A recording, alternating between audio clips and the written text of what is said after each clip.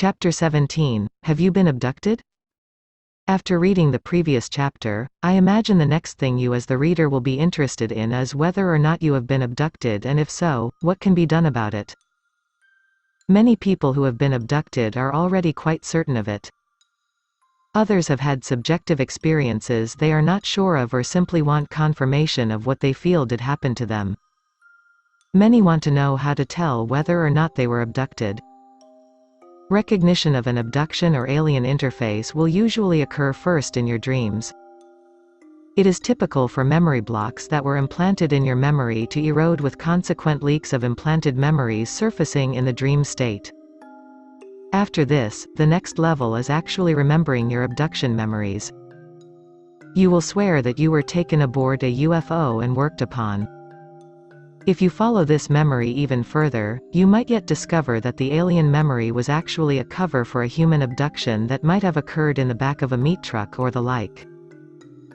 Further indications of being abducted also include the following: memory loss, missing time, a pronounced and continued ringing in the ears, waking up inexplicably in the middle of the night, and sudden psychic abilities appearing that are not otherwise explained.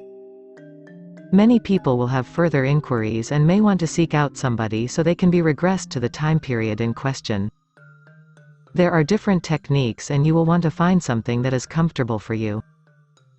Deprogramming is too heavy a word for what I am referring to here. Usually, one is taken by hypnosis through different layers of consciousness. Unfortunately, ordinary hypnosis generally only penetrates the first two layers of consciousness, and the real information is often missed. The aliens and the government seek to bury their dirty work, which is usually found in the third or fourth layers of consciousness. There is also a fifth level of consciousness which the government and aliens have trouble reaching. This is the area where the physical mind reaches the non-physical mind. I know people will ask me to elaborate on these different levels of consciousness, so I will be quick to say that I am being somewhat bold in defining them. These are rather arbitrary divisions based upon the average responses of people I have observed. If you work with people in this type of work, you will eventually recognize these layers of consciousness on your own, although you might want to give them different names. There are many levels of physical consciousness which have never really been scientifically categorized in textbooks. Accurate information about the human mind is deliberately confused. Some books say there are 4 non-physical levels of consciousness, but I believe there are more. This area is the most difficult to penetrate because beings are usually wrapped in the more physical aspects. This last aspect is your saving grace as regards true abductions. In other words, there are aspects of the spirit which no one can penetrate, not even the most subtle and ingenious of aliens. The best line of defense to abductions is to just say, no. It is an esoteric truth that nothing can affect you unless you yourself allow it or give permission for it to occur. Of course, saying no may not be so easy. In that case, you will want to find someone you trust that can work with you. But, you should never lose sight of the fact that you ultimately have the direct ability to determine your own fate. There is also a higher-level phenomenon of abduction, where the subject concerned feels he is communicating with aliens within the confines of his own conscious will. He or she may be going to different dimensions and exploring various aspects of existence with no trauma being present. Even so, these people sometimes need help with the various things they encounter. For those who have serious problems or are dealing with such subjects, it should be realized that one's sexuality must be cleared out first. The reason for this is that this is the deep level where people's programming resides.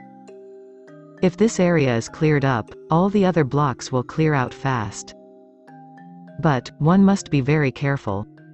A wise practitioner will only allow a bit of trauma to surface at a time. Too much could be overwhelming to the subject. We all possess trauma. You may not feel anything now, but you likely have sustained injuries during your life that were accompanied by pain and emotional trauma. It may not be in your mind now, but it is stored away in a place where you don't remember it anymore. If you start downloading your mind, you will feel the pain once again. The government will hide their programming behind the trauma in your mind. They also set it up so that if you go into the region of your mind where your ESP, extrasensory perception, is stored, you will find trauma. This lowers your psychic ability. The more trauma you have, the less ESP will be present because your third and fourth level of subconscious is occupied with the trauma. Consequently, almost anyone can multiply their ESP powers simply by clearing out the level of the mind where the ESP comes from. When either the aliens or the government bury memories of an abduction below the trauma, they have done a very ingenious thing. As soon as you approach the area, you're going to panic because you can see all your trauma. I have witnessed people who tried to undergo fast deprogramming, which unfortunately resulted in all their traumas surfacing at once. 2 of these people were cocky and thought they could handle it. Both flipped out and one even had a car crash. Both practitioners and abductees should keep these factors in mind when they penetrate the deeper layers of consciousness.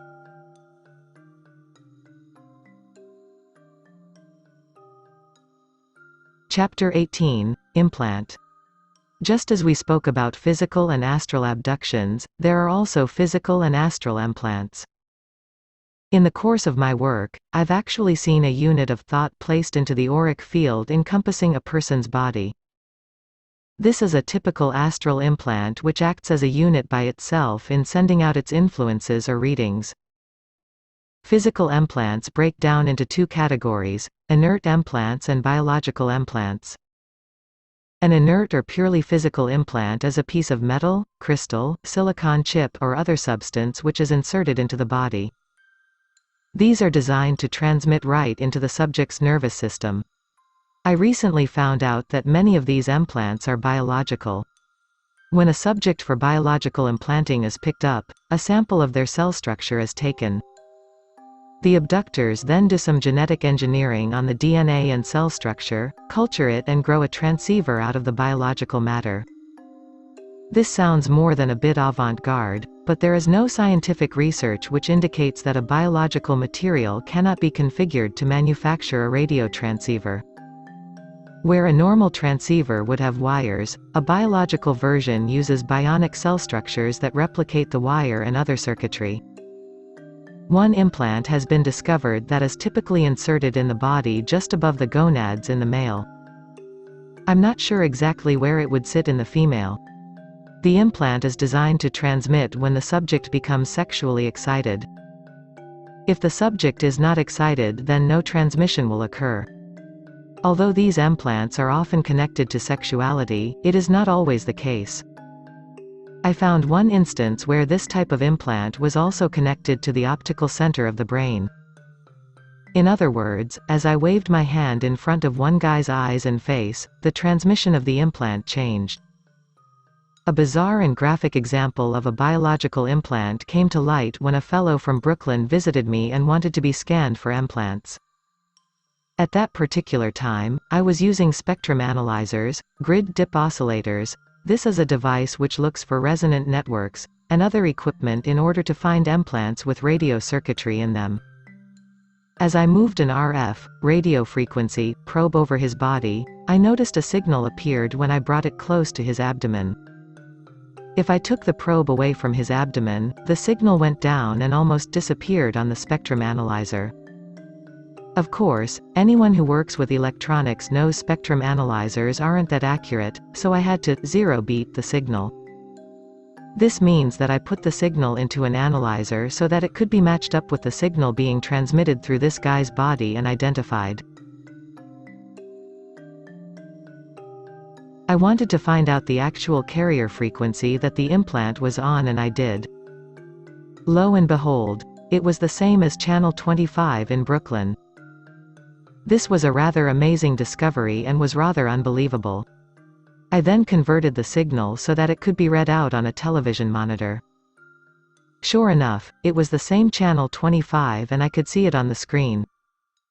This guy was actually intercepting channel 25 from Brooklyn and rebroadcasting it.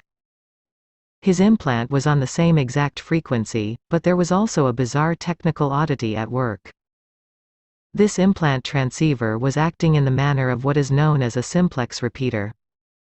This is a device which has a receiver that receives the signal. There is then a delay after which the signal is transmitted. It is called a repeater because it repeats the signal. The man's implant was perplexing because the receiver and transmitter were on at the same time. This may not sound like anything unusual to the average reader, but as an electronics expert I was amazed. I had never seen such a device, nor do I know how to construct one. After I thought about this for a while, I realized that someone had set up an ingenious system. They were actually piggybacking their implant transmissions on channel 25. If anyone were to get close to him with a radio sniffer and pick up the signal, they would automatically assume it is channel 25 and think nothing of it as the fellow spends most of his time in that region. Video information travels along what is called a synchronized pulse. More specifically, it travels above the pulse. The ingenious aspect of this particular implant transmission was that it went in a downward direction below the pulse. They were piggybacking the transmission by using another aspect of the pulse to carry their information on it.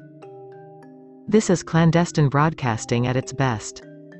After this fellow realized that he possessed some sort of transceiver implant in his body, he volunteered to be X-rayed. Although several different X-rays were done, no implant was found. An MRI done on him revealed a sac of tissue that existed where it shouldn't be. It was simply a fatty deposit. That was all the doctor had to say about it. The fatty deposit was directly connected to blood vessels. Realizing that blood is a saline solution which acts as a good conductor, the pattern was all too clear. The blood vessels ran right through his groin area, which acted as the antenna for the implant. It was powered biologically and for all practical purposes was alive. There is another class of implant surfacing, part of which acts like a portable computer and sits under the breastbone in the center of the chest. Over the heart on the left side, just at the breastbone, you will sometimes find a chip. This acts as the CPU or central processing unit of the implant. It stores the memory and programs to be activated. At the bottom of the rib cage is the biological implant, which is the transceiver. It receives signals and sends them to the CPU chip at the top of the ribs. All of these are connected by an incredibly thin wire to another chip at the base of the neck. This is the neural interface which connects to the spine and the brain. This implant is organized by a group of 5 electrodes for each nerve. As the nerve impulse travels down the neuron, one electrode will sense it. Another one will cancel the impulse. A third will reinsert the previous nerve impulse or a brand new one. The other 2 electrodes I referred to are simply reverse directions designed to nullify the impulses already described. In this way, the entire neural net can be accessed and the implant is fully accessible to the motor functions of a human being. It is all very sophisticated. Additional research has shown that broadcasts in the HF, high-frequency, region reveal a pulse with fuzzy renditions which resemble patterns indicated by the neurological information just mentioned. This may be the signal used to transmit to this particular style of implant, but I am not absolutely sure at this point. The reason this implant was not previously discovered was that it will shut down if you attempt to probe the neural net in an attempt to find it. I fortunately came across a young fellow where it was apparently malfunctioning and didn't shut off. I immediately scanned for the implant and found a group of implants. To my surprise, I discovered that I was able to interface with the implants straight to the CPU through an empathic function that just happened to respond to the codes I knew from Montauk. I was able to shut it off, turn it back on, and was even able to scan some of the programming and memories that had been recorded. It was long before I began to remember that I had also designed part of it. I was on the team that engineered it. The implant had been developed at Montauk with my help. This explained how I was able to turn the thing on and off at will. The circuitry had recognized me. I always like to think that I wasn't involved in such negative nastiness as this, but I've had to face the truth and confess. I was one of the testers and programmers of the Montauk Boys. This also brings another issue to the forefront: was I programmed? I have had to ask this question a number of times. My answer is, yes. I was programmed and probably still am to some extent. This is why I work with people and do research. I also have a group of psychics who track the work I do in order to ensure that I am working for the benefit of the people concerned and am not carrying out some form of government program. I am very conscious and concerned about this aspect of my work. Sometimes I feel that I may be the only one who can do this type of work because I'm just about the only one who has fallen out of a government project who is also capable of doing this level of deprogramming. And, if you're going to deprogram someone, you've got to know how the original programming was done. In many cases, I know how to open these guys right up because I helped program them. I would love to have someone who knows these methods deprogram me, but I've been unable to find anyone trustworthy and available who is willing to learn the methods. I also have to be security conscious in the extreme. There are other implants besides the ones I have already described. For example, there is a whole class of implants dedicated to sensing signals from an exterior location and transmitting back to it. These implants can be located throughout the body but are often found behind the left ear. This type looks like a shard of crystal or black rock with lines in it. It is very advanced technology and is used by the aliens to find their abductees. These implants do not necessarily affect the thinking processes. They are transponders whereby a signal is sent from a home location. The implant recognizes and sends a signal back. With the proper equipment, the abductee can be located. Every so often these transponder implants are rejected by the subject's body and find their way to the surface. One abductee reported a crystal coming out of his forehead while another saw one come out of the head of his penis. I think that government implants in the genital region are based upon an original alien design. After discovering implants in the scrotum, penis, and vagina, they began to figure out why the aliens were doing this and started making their own. Their next step was to add to the design and make their own implant structure. Where these implants are found in the body depend upon what is being monitored or what nervous structure that implant is supposed to interrupt. These devices usually look like a rock, with most of them being shaped like a teardrop. The sides are straight with half moons on the front and back. They are usually placed in the tissue and left there. At times, wires can be found coming out of the implants which are typically attached to the nerve ganglia. I am not sure what powers these crystal implants have, as I've not yet been able to pick up the signals they send. These are not the only implants, but they will hopefully give the reader an insight into how complex and intricate they can be. Next, we will take a look at how one can detect and clear out an implant. Chapter 19: Detecting and Clearing Implants. There are many ways to detect physical implants. One can be physically scanned with the latest technology in magnetic resonance imaging. They can also be picked up with different types of electronic equipment. Perhaps the easiest way is to psychically scan the aura of the subject concerned. An implant will always create a disturbance in the aura of a person because any object that does not belong in the body will manifest as an auric turbulence of some kind. The aura is the electromagnetic field that surrounds the human body. It could also be defined as the interface between the spirit and the body. Some people see auras as plain as grass. I personally can scan in front of a person's body with my hands and can detect disturbances in the auric field. This will not only reveal the existence of an implant but its location in the body as well. I realize most practitioners do not have electronic or medical equipment at their disposal for recognizing implants. Aura scanning is something that many people are capable of and can be acquired as a skill by those who are interested and intuitive. You can start by running your hands over a body, without touching it, and simply feeling the disturbances in the electromagnetic field. There are, of course, varying degrees of expertise. Once the implant is detected, it can then be cleared out. But first, the subject should be prepared for the rising of the Kundalini. Kundalini is originally a Hindu concept and is defined as the primal energy or life force in human beings which manifests in a serpent-like pattern. All energy, including life, begins with spiral patterns that manifest into more detailed and complex forms. This spiral can be seen in the pattern of fire and is the primary emanation. Geometric patterns in nature form around these spirals and eventually develop into biological organs in the physical plane. En route to the physical plane, one will find energy patterns which swirl in vortex-like patterns and form a snake or serpent-like pattern. This channel of energy is known as Kundalini, which means serpent. It begins in the gonads where the germ of life begins and winds its way around the area which we know as the spinal column. There are 7 particular way stations or energy centers that represent evolutionary stages in life. These energy centers are whirling vortices of energy known as chakras.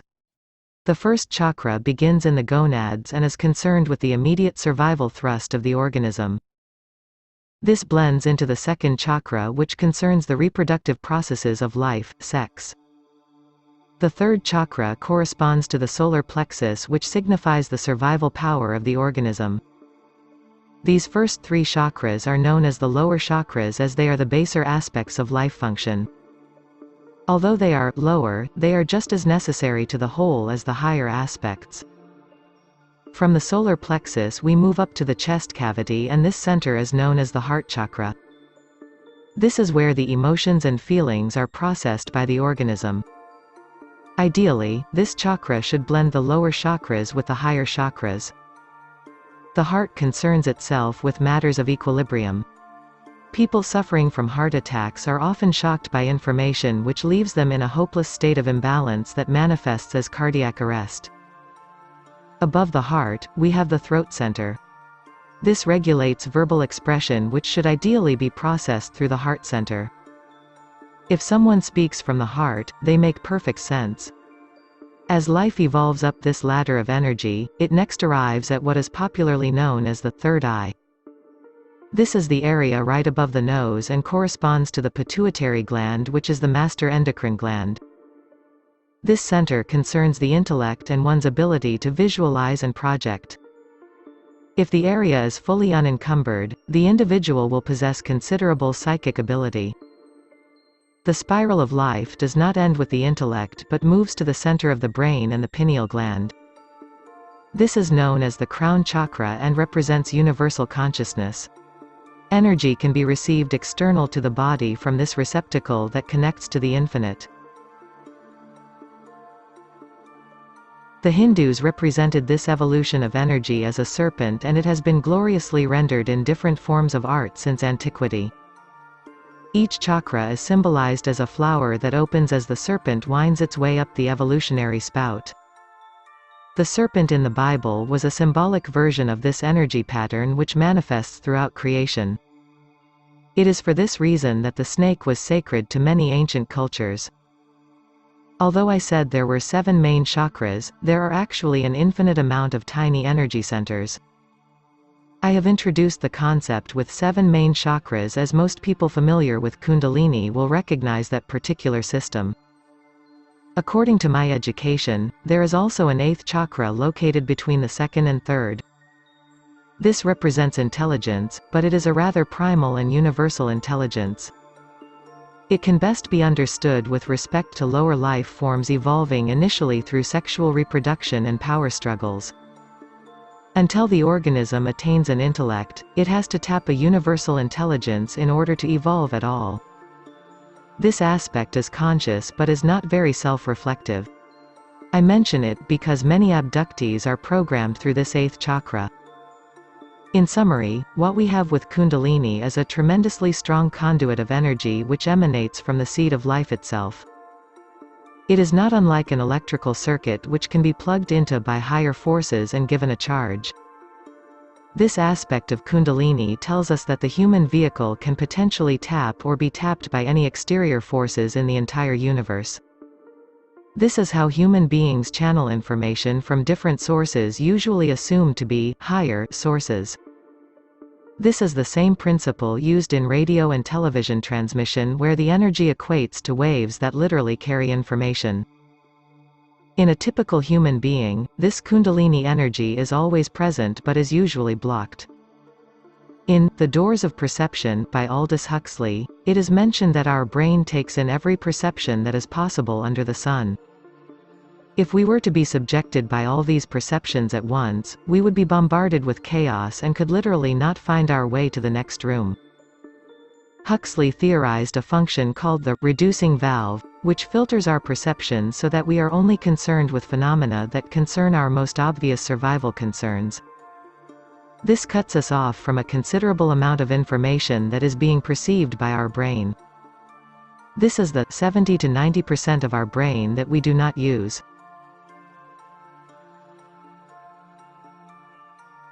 It becomes obvious that one could do an entire study concerning the reducing valve, and whether it was an evolutionary mistake or holdover, or if it was doctored so that human beings could be trapped and left in a lower state of consciousness from which they could not escape. Considering the outrageous suppression of information in our society, we have to believe the latter to be the case.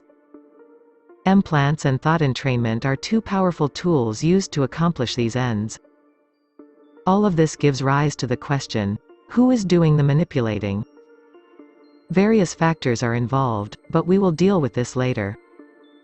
Right now, we are immediately concerned with implants or impediments in the Kundalini and how to release them.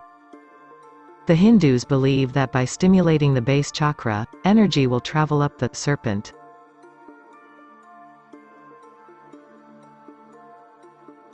As the energy reaches each chakra, it blossoms and opens up, clearing out all the junk that has been accumulated over several lifetimes.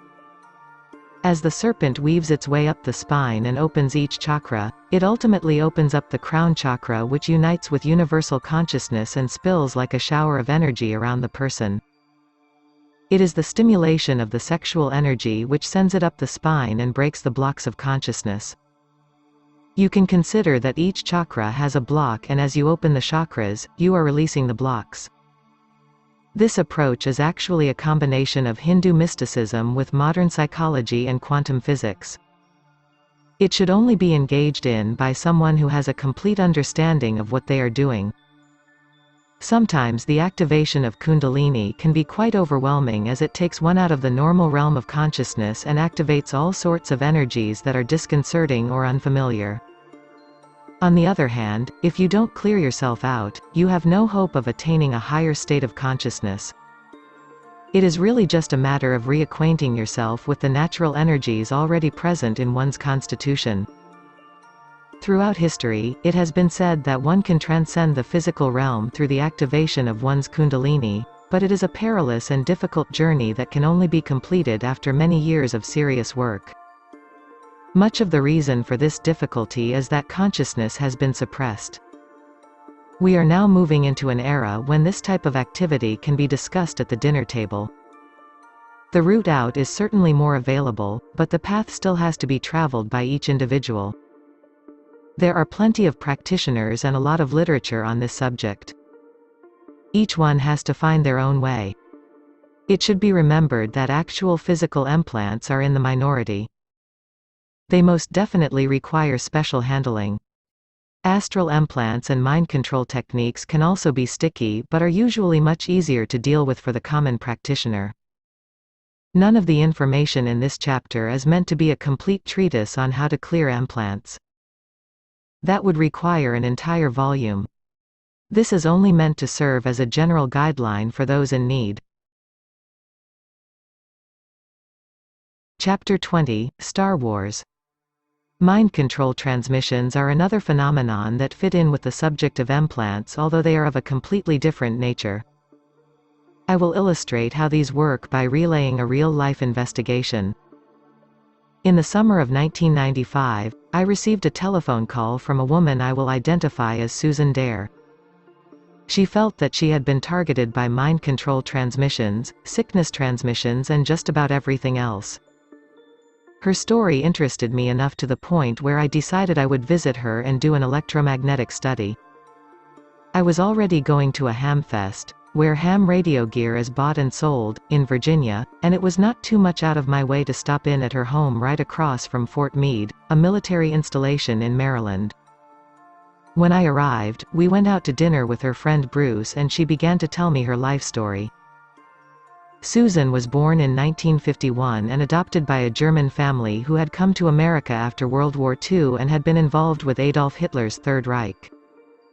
Her family owned a business in the Midwest and frequently played host to intelligence personnel such as CIA and NSA staffers. As a young lady, she had some sort of magical initiation. Susan was subsequently implanted and grew up. Today, she claims to have tremendous psychic ability.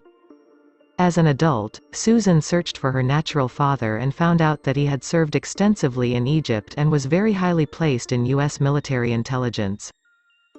That was all she could find out except for the fact that he wanted to disavow all connection to her. After listening to Susan's whole story, she told me that she is targeted and that her stepfamily is still connected to the intelligence community, CIA. Susan strongly believes the common theory that the CIA's roots began with the Nazis' SS. She said the reason she is being targeted is the family business. When her stepfather died, she was to be left half of it. Her stepbrother would get the other half of what was valued at about $14 million. Susan believes the intelligence community, working in concert with her black magic uncle, wanted to get rid of her so that the natural son would inherit the entire business.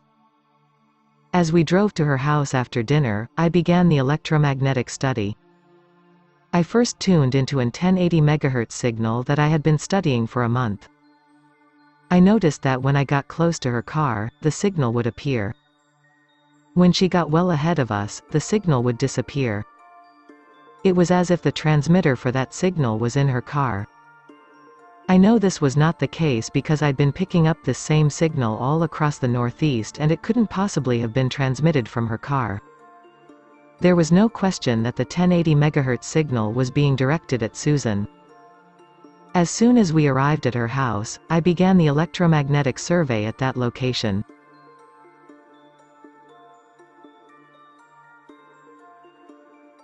I immediately found the 1080 MHz signal and also found the 435 MHz signal that routinely emanates from the vicinity of Montauk.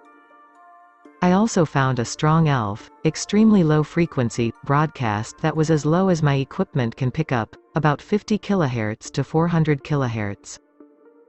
I videotaped the entire display of different signals. The Montauk signal at 435 MHz was particularly interesting because whenever I pick it up from Montauk, it is usually broken into pieces.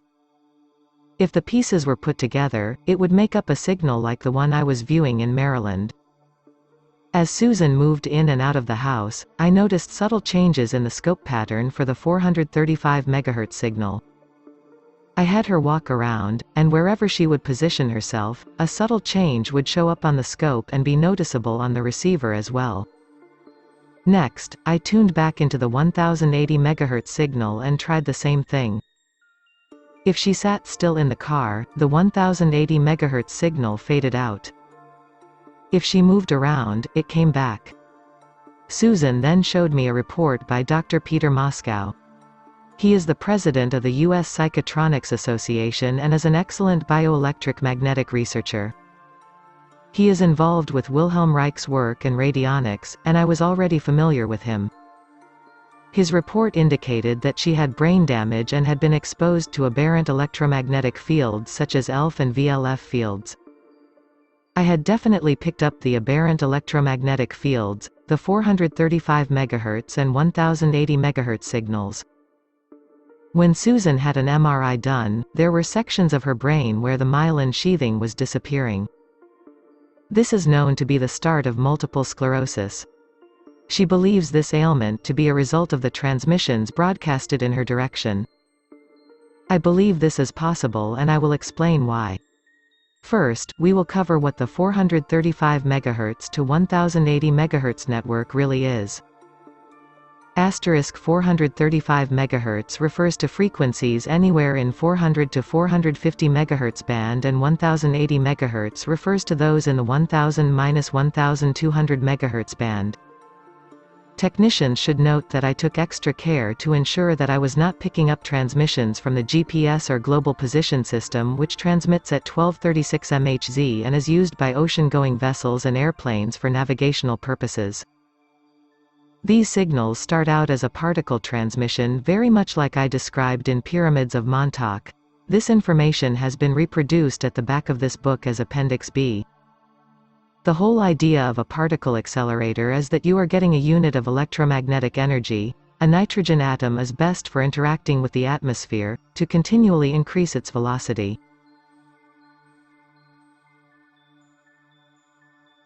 As the particles are converted to the speed of light, vast amounts of energy are released. There are about 24 to 36 of these sites all around the planet. Each one of them shoots up to a series of small satellites that are referred to as popcorn satellites. This is all part of the Strategic Defense Initiative, more commonly known as SDI or Star Wars. These beams bounce around a network of satellites all around the planet. Some of the satellites multiply the beams while some of them combine the beams. By controlling the positioning and orientation of the satellites, the military can direct a combined beam anywhere on the planet. They can also defocus it to where it is essentially a particle wave. There is a very interesting enigma that I have observed regarding this satellite system. The 1080 MHz transmissions are high enough in frequency so that if the antennas being employed to detect them are highly directional, I should be able to pinpoint areas in the sky where the satellites are at a given time. The enigma has been that no matter where I point the antenna in the sky, I get a signal that is of uniform strength. Putting this information together with what Dr. Nicholas Begich has been saying, leads to even more interesting conclusions. Dr. Begich has published information about a project known as HAARP, which stands for High Frequency Active Auroral Research Project. This is commonly known as a weather control project, but drive. Begich has picked up 435 MHz signals connected to HAARP and indicates that a mind control function is being employed. In addition to Dr. Begich's research, there is currently a theory being bandied about concerning a hypothetical nonlinear function that will translate one frequency to another frequency. I think that is exactly what is happening in the case of Project HAARP. High-frequency signals developed through Project HAARP are designed to ionize the energy in the upper atmosphere, which consists primarily of nitrogen. The ionized nitrogen, N2, then acts as a translator that will literally convert the 435 MHz particle beam transmission into one of 1080 MHz. This is a rather ingenious development because it bypasses the need for satellites. I believe this to be one of the latest developments of the Star Wars technology. I began to figure this out when I first encountered the 1080 MHz frequency and asked Duncan Cameron to do a purely psychic reading on it. After listening to the signal, Duncan said that it is approximately 2.7 times the 435 MHz signal. This is not far off at all. If you consider that 400 to 450 MHz is the window to the human consciousness, you can divide 1080 MHz by 2.7 and you will arrive at 400. The ratio of 2.7 is a direct hit. When I ran this information by my nuclear physicist friend Dan, he became excited because 2.77 is the ratio of nitrogen to air with regard to the Earth's atmosphere. In scientific terms, this would be stated, in other words, if you divide the mass of the atmosphere by the mass of nitrogen, you will arrive at 2.77. This information was the initial clue that there was a relationship between nitrogen and the 435 MHz transmissions. Based upon his experience, Dan concluded that we were most likely dealing with a nitrogen particle beam. The above information about HAARP finally explained what was going on. Dan also talked about a side effect that is produced when the particle beams annihilate each other.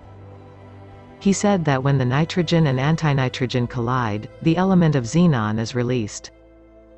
A couple of radionics tests done on people who have been targeted by the 1080 MHz signal indicated they had a high degree of nitrogen and xenon in their systems. Susan's symptoms were like a nitrogen narcosis, more commonly known as the bends. All of this gets even more interesting because Duncan's psychic reading said that the particle beam system can also be used in genetic engineering. I then ran this information by a geneticist friend of mine who found it noteworthy because the subharmonic of the DNA helix is 1100 MHz. At the same time, another person pointed out a book by a Canadian which indicated that if one created a certain frequency with a xenon lamp, a thought form was created that was healing and regenerative.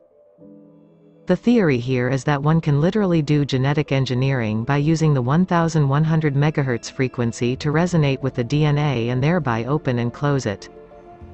The annihilation of particles, from the particle accelerator, releases a pattern which controls the way the DNA will reassemble itself. The xenon gas effect would be used to regenerate the new DNA. I ran this by my friend, Al Bielik, who told me he has a scientist friend who had previously read the blueprint for the entire satellite network. This scientist told the people at his company that if this system were beamed at the entire population, it would genetically destroy the human race. Earlier in this chapter, I mentioned the damage in the myelin sheathing of Susan Dare, and this could be the degenerative genetic effect that Al's friend warned of. This may be why we have suddenly seen MS appear all over the country. MS has reportedly increased at least 100-fold over the last 5 years. All of this means that the entire Star Wars system could be used to attack our immune systems and mental well-being. We already know that 400 to 450 MHz is the window frequency to the human consciousness. 435 MHz is the specific frequency related to the appearance of UFOs. It also manifests from the Milky Way and is thought to be the background frequency of our reality. The Star Wars system, at least part of it, transmits a signal between 1000 MHz and 1200 MHz that is derived from a nitrogen-based particle beam. This signal is a multiplication of 435 MHz, our reality's background frequency. The signals I picked up during this electromagnetic survey were all between 1080 MHz, 2.7 times 400, and 1124 MHz, 2.7 times 416 MHz, and it is the frequency of 1100 MHz which is supposed to be the window to the human DNA. I couldn't get the geneticist to tie it down to an exact frequency, so this is an approximation. He said it is about 1000 to 1200 MHz. A further corroboration of this theory is easy to recognize if you realize that the molecular structure of proteins contain nitrogen as a primary ingredient. This makes the nitrogen-to-air ratio make even more sense. The appearance of nitrogen in proteins does not contradict the fact that life is carbon-based. As life evolves into higher-order forms, it develops proteins which consist of nitrogen. Genetic programming suggests something far beyond the prospect of biological warfare. It includes the possibility of scrambling or rearranging our DNA. This type of thinking is prevalent in certain New Age dogma which indicates that the human race is currently undergoing a transdimensional change. Angels or the like will appear and rearrange your light body so that you resonate with a higher octave. This may be true, but it is much more theoretical and otherworldly if angels or other dimensional beings are doing it. If the secret government or the military-industrial complex has this capability, we are dealing with an undeniable real-world scenario. There are many possibilities to consider. My first thought on this is that the power base on this planet is afraid of giving up its hold on its power. Their interest in controlling our DNA would be to prevent a migration to another dimension. That is why they might be researching this technology. A second possibility is that they are going to help us for our own benefit. That is wishful thinking, to say the least. Another possibility is that this entire project is being orchestrated for some vast experiment. It could be for the good or bad of the continuum. Maybe the bad guys have plans to either do in or at least subjugate the entire human race. At the same time, the good guys or ascended masters are letting it run until they can step in at the last minute and bring us all to the next level. Some variation on this theme is also possible. There are many different puppet masters who could be involved. There is an infamous island off the North Fork of Long Island that is called Plum Island. It is forbidden territory to the media or anyone else and has long been thought to be a center of bacteriological research that includes biological warfare. This was true for many years, but I know that today they are concerned with human genetic research based upon particle accelerators. These accelerators are no secret and can be viewed from the air. None of this information is included purely to frighten anyone. It is in all of our interests to know the capabilities that can be used against us. It doesn't mean they will be, and knowing about it is the first line of defense. Chapter 21, Pleiadians to the Rescue. During the summer of 1995, I continued to track the strange 1080 MHz transmissions I had picked up in Maryland and noticed they were forming a triangulation between three geographic points: Montauk Point, Block Island and Gardiner's Island. All three locations were emanating 1080 MHz transmissions in addition to being situated close together in a triangular manner. I have since termed this location, the Montauk Triangle, as phenomena has been reported in the area which is similar to that found in the Bermuda Triangle. For example, two small airplanes flying into the area disappeared and were never recovered despite extensive dredging being done to recover them. I have not completed my scientific investigation at this time, so I cannot say definitively that it is the same or even similar to the Bermuda Triangle, but it is probably a safe bet. On one of my trips out to Montauk to survey this triangle, I was pulled into a conference with a colonel who claimed to be in charge of the Star Wars system at Montauk. He knew about my research and was impressed with it, but indicated I didn't have all the answers. This man acted very concerned that mind control could possibly be piggybacked on the Star Wars defense system. According to him, it was for military purposes only. This obviously includes shooting spacecrafts, meteors or whatever, but he didn't tell me about that. If mind control was going on, he wanted to know about it so that it could be reported and dealt with. I don't know what his actual intentions were, but it is common for secret projects to be multi-layered. For example, a well-disguised secret project would have a humanitarian front like the Red Cross that would not be held up to any form of ridicule. Behind that, there might be administrative organizations that appear benign and of no possible danger whatsoever. Layered underneath that, you might find a technology that appears to be an ordinary technology like a power plant. After that, the funny business begins. A little investigation would reveal the Red Cross-type organization as really gathering DNA samples. The administrative organization is really a covert intelligence operation, and the power plant is really something like the particle accelerator we have just discussed. You get the idea. If someone were running a project out of Montauk or anywhere else, the ideal subjects to run it would be implanted or duped military personnel who didn't know too much. This sounds like the colonel whom I spoke with. He wouldn't tell me too much but seemed interested that I continue my investigations as if he were hopeful he could learn something. I continued my research on the 1080 MHz signals, particularly as they related to the particle accelerator and the Montauk Triangle. Apparently, I got too close.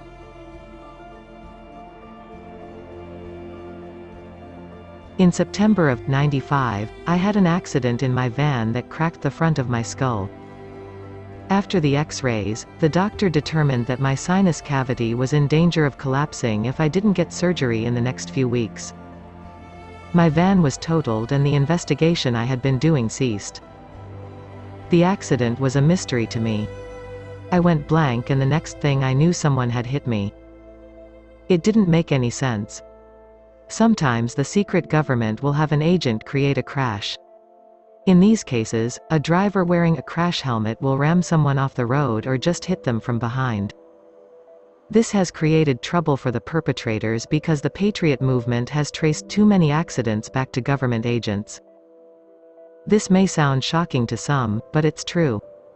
The regular media does not broach upon this territory, but since Ruby Ridge and Waco we have learned the American populace is far more upset with the government than the media would have us believe. In my mishap, there was no driver in a car trying to ram me, but a friend of mine spotted a government vehicle parked in the immediate vicinity. I was about to undergo the knife and had no transportation, so I wasn't in any condition to pursue a possible conspiracy against me. My friend continued to scout around for me and interviewed a lady in the neighborhood. She had seen a man sitting in a car for some time and had reported it to the police.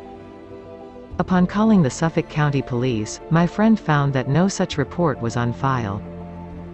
This would remain a mystery for several days. In the meantime, I was concerned about my operation. I didn't know if I was being set up for implantation or what. My doctor seemed genuinely concerned that I would suffer a collapse of the sinus cavity and be sensitive to further injury if I did not have the operation. I sought out second and third opinions and finally came to the conclusion that the surgery was necessary. I told the doctor of my concern about possible implantation, and he assured me that he would not be party to such an activity. I already knew that he was not qualified to install implants. I informed him that if someone were to try and get to me on the operating table, federal agents would show up at the last minute with their own medical crew. They would flash badges and usher everyone else out, under threat if necessary. To be on the safe side, he allowed me to place a video camera in an out-of-the-way area of the operating room. I installed a transmitter in the video camera so that the surgery could be viewed by a friend of mine at a remote location. I also had friends positioned outside the hospital in the event that suspicious vehicles or persons might enter upon the scene. I aimed at overkill. I was given general anesthesia before the operation and went out. In this altered state, I was visited by two tall Pleiadians. They stood well over 7 feet and appeared in hospital garb. It was a dreamlike state, and I do not mean to convey that they were hard physical beings. The Pleiadians told me that I was in good hands and had no need to worry. They said the doctor was a Pleiadian agent although he was not aware of it. He would be inserting a titanium plate into my head that would offer me protection from the particle transmissions I have spoken of earlier. I already knew that a 5 to 6 inch plate would be screwed into my head in order to fortify my sinus cavity. The fact that it might offer me protection was a pleasant surprise. The operation on the physical plane turned out to be routine and successful. I was back at home within a day. After a short recovery period, I was visited by an off-duty policeman whom I know. He brought an advanced stun gun with him and had me demonstrate it on him. The gun had 3 settings that read, freeze, stun, and limp. Under his directions, I put the setting on, freeze, pointed the gun at him and pulled the trigger. The man just ceased to move. I released the trigger and he came back to normal. I did the same with the setting on limp. He told me not to activate the stiff setting because it would leave him with sore muscles. The mystery of the accident was now solved. The policeman was showing me that some sort of agent had sat in his car waiting for me to reach an intersection. He pulled the trigger and I went out, losing control of my van. A speeding car then hit me. Blood from my forehead spurted right onto a section of the map demarcating the particle accelerator. Occultists call this a blood warning and I took this as an omen. There is an entire other aspect to the particle accelerator investigation that I am not going to go into.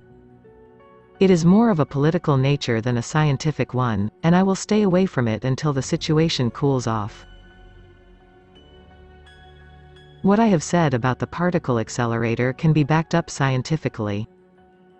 After all, there are not too many people who are even qualified or allowed to speak on the matter. Legislators have taken my work seriously, but they proceed cautiously and surreptitiously. The information that I had recently discovered, part of which was told to me, could have created a political fire, the backwind of which could have kept Long Island ablaze for weeks. As there was a major fire on Long Island just before my accident, I have decided that we do not need another one and will keep quiet for the time being. The entire situation with my accident portrays an interesting scenario, particularly if you believe in the old adage that there are no accidents. It seems that someone was trying to do me in and that the Pleiadians took advantage of the situation and had one of their agents insert a protective titanium plate across my forehead. This sort of action, using an agent, is not considered to be interference by them. The above theory was substantiated when I was finally able to take my first post-accident trip out to Montauk. When the particle accelerator is transmitting at Montauk, I usually see sparkles out of the corner of my eyes. This time with the plate in my head, I saw nothing. Two of my friends, who hadn't particularly noticed the sparkles before, did notice the phenomenon when I pointed it out to them. It is very interesting to note that whenever they were within 20 feet of me, they didn't see the sparkles either. It seems the titanium plate gives protection within a radius of 20 feet. The plate is not 100% titanium. It also contains gold, silver and some other alloy. It has holes in certain locations, and a complete study of its contents and structure is yet to be done. There is also no reason to believe that one needs to have it inserted into their head in order to receive protection from the 1080 MHz particle beam transmissions. Hopefully, my accident will serve as a learning experience for many. Chapter 22, The Secret Weapon. There is a lot more to learn about UFOs and their accompanying phenomena. Never before in recorded history have flying saucers warranted as much attention and publicity as in the last few years. The Bible tells us the end times are approaching. Information is coming forth in floods from many different quarters. There is now hope as never before that mankind will awaken from the slumber of millennia. Even so, it is obvious that mankind is not working together as it should. If we can get a better comprehension of our electromagnetic nature, we can arrive at a better understanding of ourselves. Then we can better interface with each other and with machinery as well. New and improved machinery can then be constructed that is conducive to human beings and based upon our spiritual constitution. The resulting unification of technology with humanity can heal the earth, abolish pollution and put us on a course of regeneration rather than degeneration. This is what my research is about. Despite the progress myself and many others have made, many conspiratorial aspects are still in place. Those benefiting from the massive secrecy of information are not going to relinquish their control easily. If a UFO lands or crashes in an area, teams will go in and pick up every piece of it. They will use magnetic detectors, radiation detectors and anything else they need. The radioactive soil will then be removed and replaced with new soil. Trees will be replanted. Then, a second crew will come in and pick up anything else that looks suspicious. If you go to investigate the area, it will be hard to find any evidence that anything at all occurred in the area. If a crop circle appears in America, a crack unit from the military will shave away any evidence and suppress any communication about it. Why do they go to all this trouble? The reason is that any knowledge about other dimensions is forbidden fruit. Someone is gaining power and control at the expense of the spiritual beings collectively known as mankind. UFOs and the sciences relating to it are intended to be privileged information. If outside powers were trying to lift you out of this dimension, you can be sure that the powers that be certainly wouldn't offer any help. In fact, they would be working towards the opposite. This raises an eternal question. What do we do about it? Our best weapon is understanding. That means all of us communicating what we know and continuing to research all aspects of the phenomena. Additionally, you should write to your congressman and other particular representatives. Many people in the military and defense industry have been sworn to secrecy. Sometimes this is in the interests of national security and sometimes it is in the proprietary interests of the company concerned. If legislation were introduced that negated previous security agreements or simply allowed people to talk, there would be a renaissance of information in America. The exact semantics of the legislation have to be worked out. The Freedom of Information Act was subverted by making it nearly impossible to find anything. There is no index by subject. The main point here is that the people of the United States have not been deciding what is in the best interests of the security of the country. Brand new legislation, as provided for in the Constitution, is an excellent way to attack the veil of secrecy that everyone in the UFO community decries. This, in addition to persistent communication and education on these subjects, is our secret weapon. It will not be an easy battle, but grassroots movements never are. Chapter 23, Returning Home. In the last chapter, I said that our best weapon is understanding. As we research, network and communicate with others of similar persuasions, we can also directly address the UFO problem through consciousness. Many people in the UFO field have already made attempts in this direction by disseminating Christian propaganda. In other words, they use the UFO phenomena to propagate stale dogma which they believe to be Christianity. I think we need to examine the role of religion from a deeper perspective. If we consider Christianity, what does it teach us? Through some sort of original sin, we have lost face with the Creator and therefore have to have a go-between or savior in order to reach God.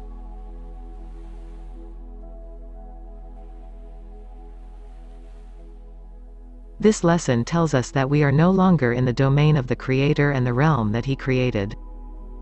The fallen angels, Elohim, or whatever you want to call them, separated from the Creator and made their own continuum of space and time. In Christian theology, this phenomena is identified as the fall, which is a fall from heaven or grace. Since the beginning of the fall, the space-time continuum that we know as our universe has had to be continually propagated on a repeated and automatic basis to stay solid. This is done through various space-time projects, of which the Montauk project is one of many. I consider Montauk to be the flagship project for two reasons. 1. I am intimately familiar with it and it has been the orientation of much of my own research. 2. Investigations have indicated that it is the central project of all time. This may sound egocentric on my behalf, and I am not unaware of that consideration, but those of you who have read the books on Montauk will realize that it is a highly unique situation. It commands a bizarre type of attention which is quite different than other projects you might hear or read about.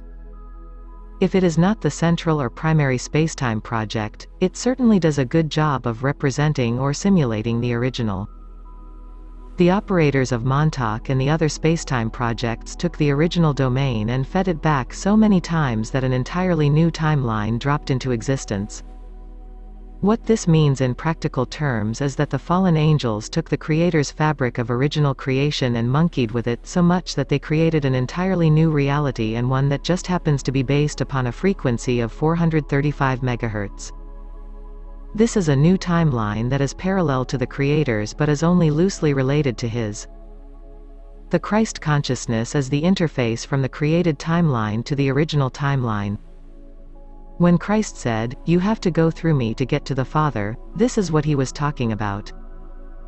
If you have the original timeline of consciousness that was made by the super being, the distortions and perturbations are going to appear as wave forms around that original line.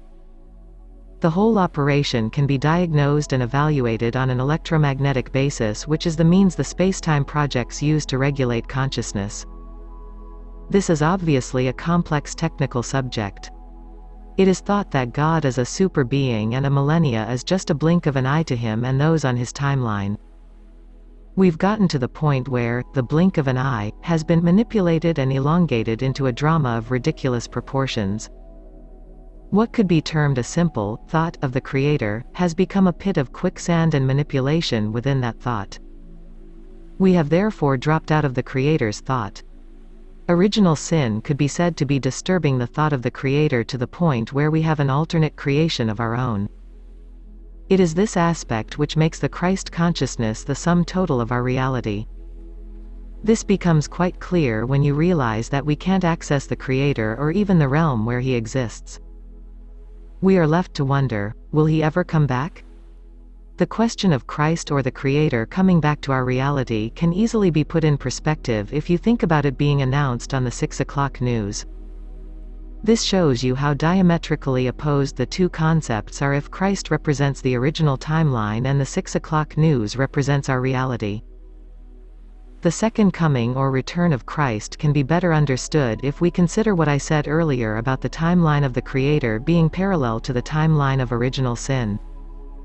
Eventually, if only with regard to sheer probability alone, these two lines are going to cross.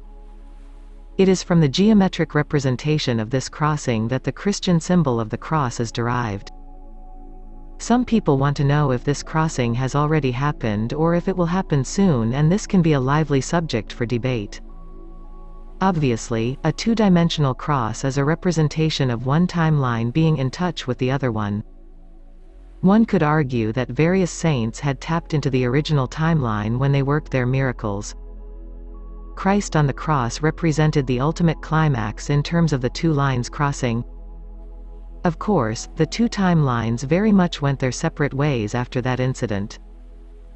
As it was related in the historical accounts of the Bible, not everyone was aware of the two timelines crossing. In fact, most of the recognition came after the fact and only after it was relayed through the media of that particular era. It is the same today. If we have a crossing, not everyone will necessarily be aware of it. For conventional science to recognize such an occurrence, it would have to come to terms with metaphysics, a very big and broad subject of which regular physics is just a small part. Metaphysics is a touchy subject for many scientists, and today some people who can no longer deny other dimensions like to use the word hyperdimensional physics. This is just a matter of semantics and should not be taken too seriously. These people are afraid they might be associated with carnival witches or astrologers if they embrace the word metaphysics.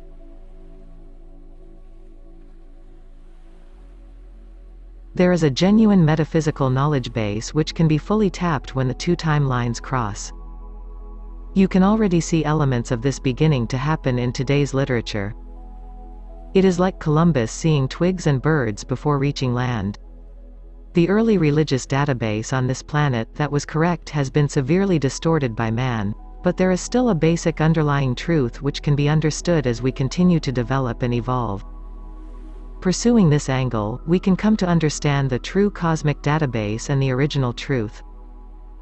One of the reasons why conventional science has a hard time embracing any of this is that they are in the hands of the manipulators. They are created, to some degree, and are certainly not acting with a creative consciousness.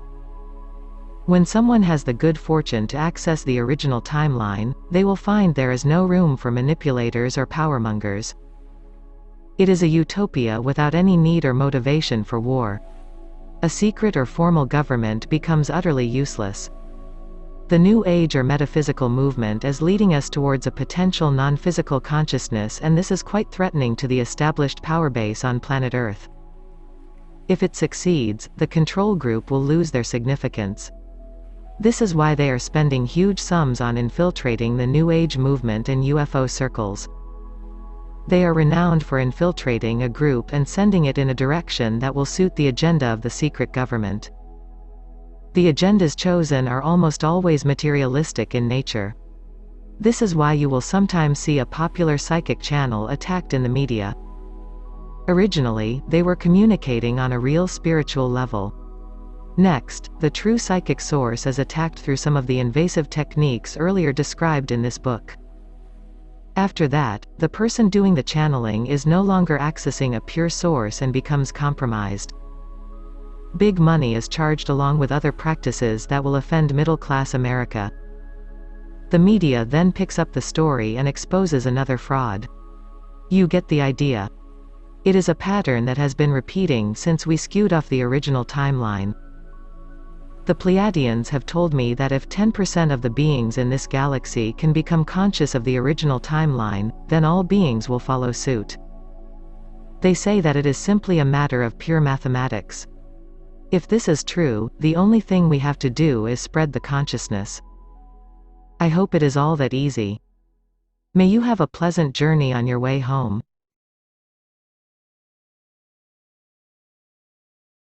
There is a genuine metaphysical knowledge base which can be fully tapped when the two timelines cross. You can already see elements of this beginning to happen in today's literature. It is like Columbus seeing twigs and birds before reaching land. The early religious database on this planet that was correct has been severely distorted by man, but there is still a basic underlying truth which can be understood as we continue to develop and evolve. Pursuing this angle, we can come to understand the true cosmic database and the original truth. One of the reasons why conventional science has a hard time embracing any of this is that they are in the hands of the manipulators. They are created, to some degree, and are certainly not acting with a creative consciousness. When someone has the good fortune to access the original timeline, they will find there is no room for manipulators or powermongers. It is a utopia without any need or motivation for war. A secret or formal government becomes utterly useless. The New Age or metaphysical movement is leading us towards a potential non-physical consciousness, and this is quite threatening to the established power base on planet Earth. If it succeeds, the control group will lose their significance. This is why they are spending huge sums on infiltrating the New Age movement and UFO circles. They are renowned for infiltrating a group and sending it in a direction that will suit the agenda of the secret government. The agendas chosen are almost always materialistic in nature. This is why you will sometimes see a popular psychic channel attacked in the media. Originally, they were communicating on a real spiritual level. Next, the true psychic source is attacked through some of the invasive techniques earlier described in this book.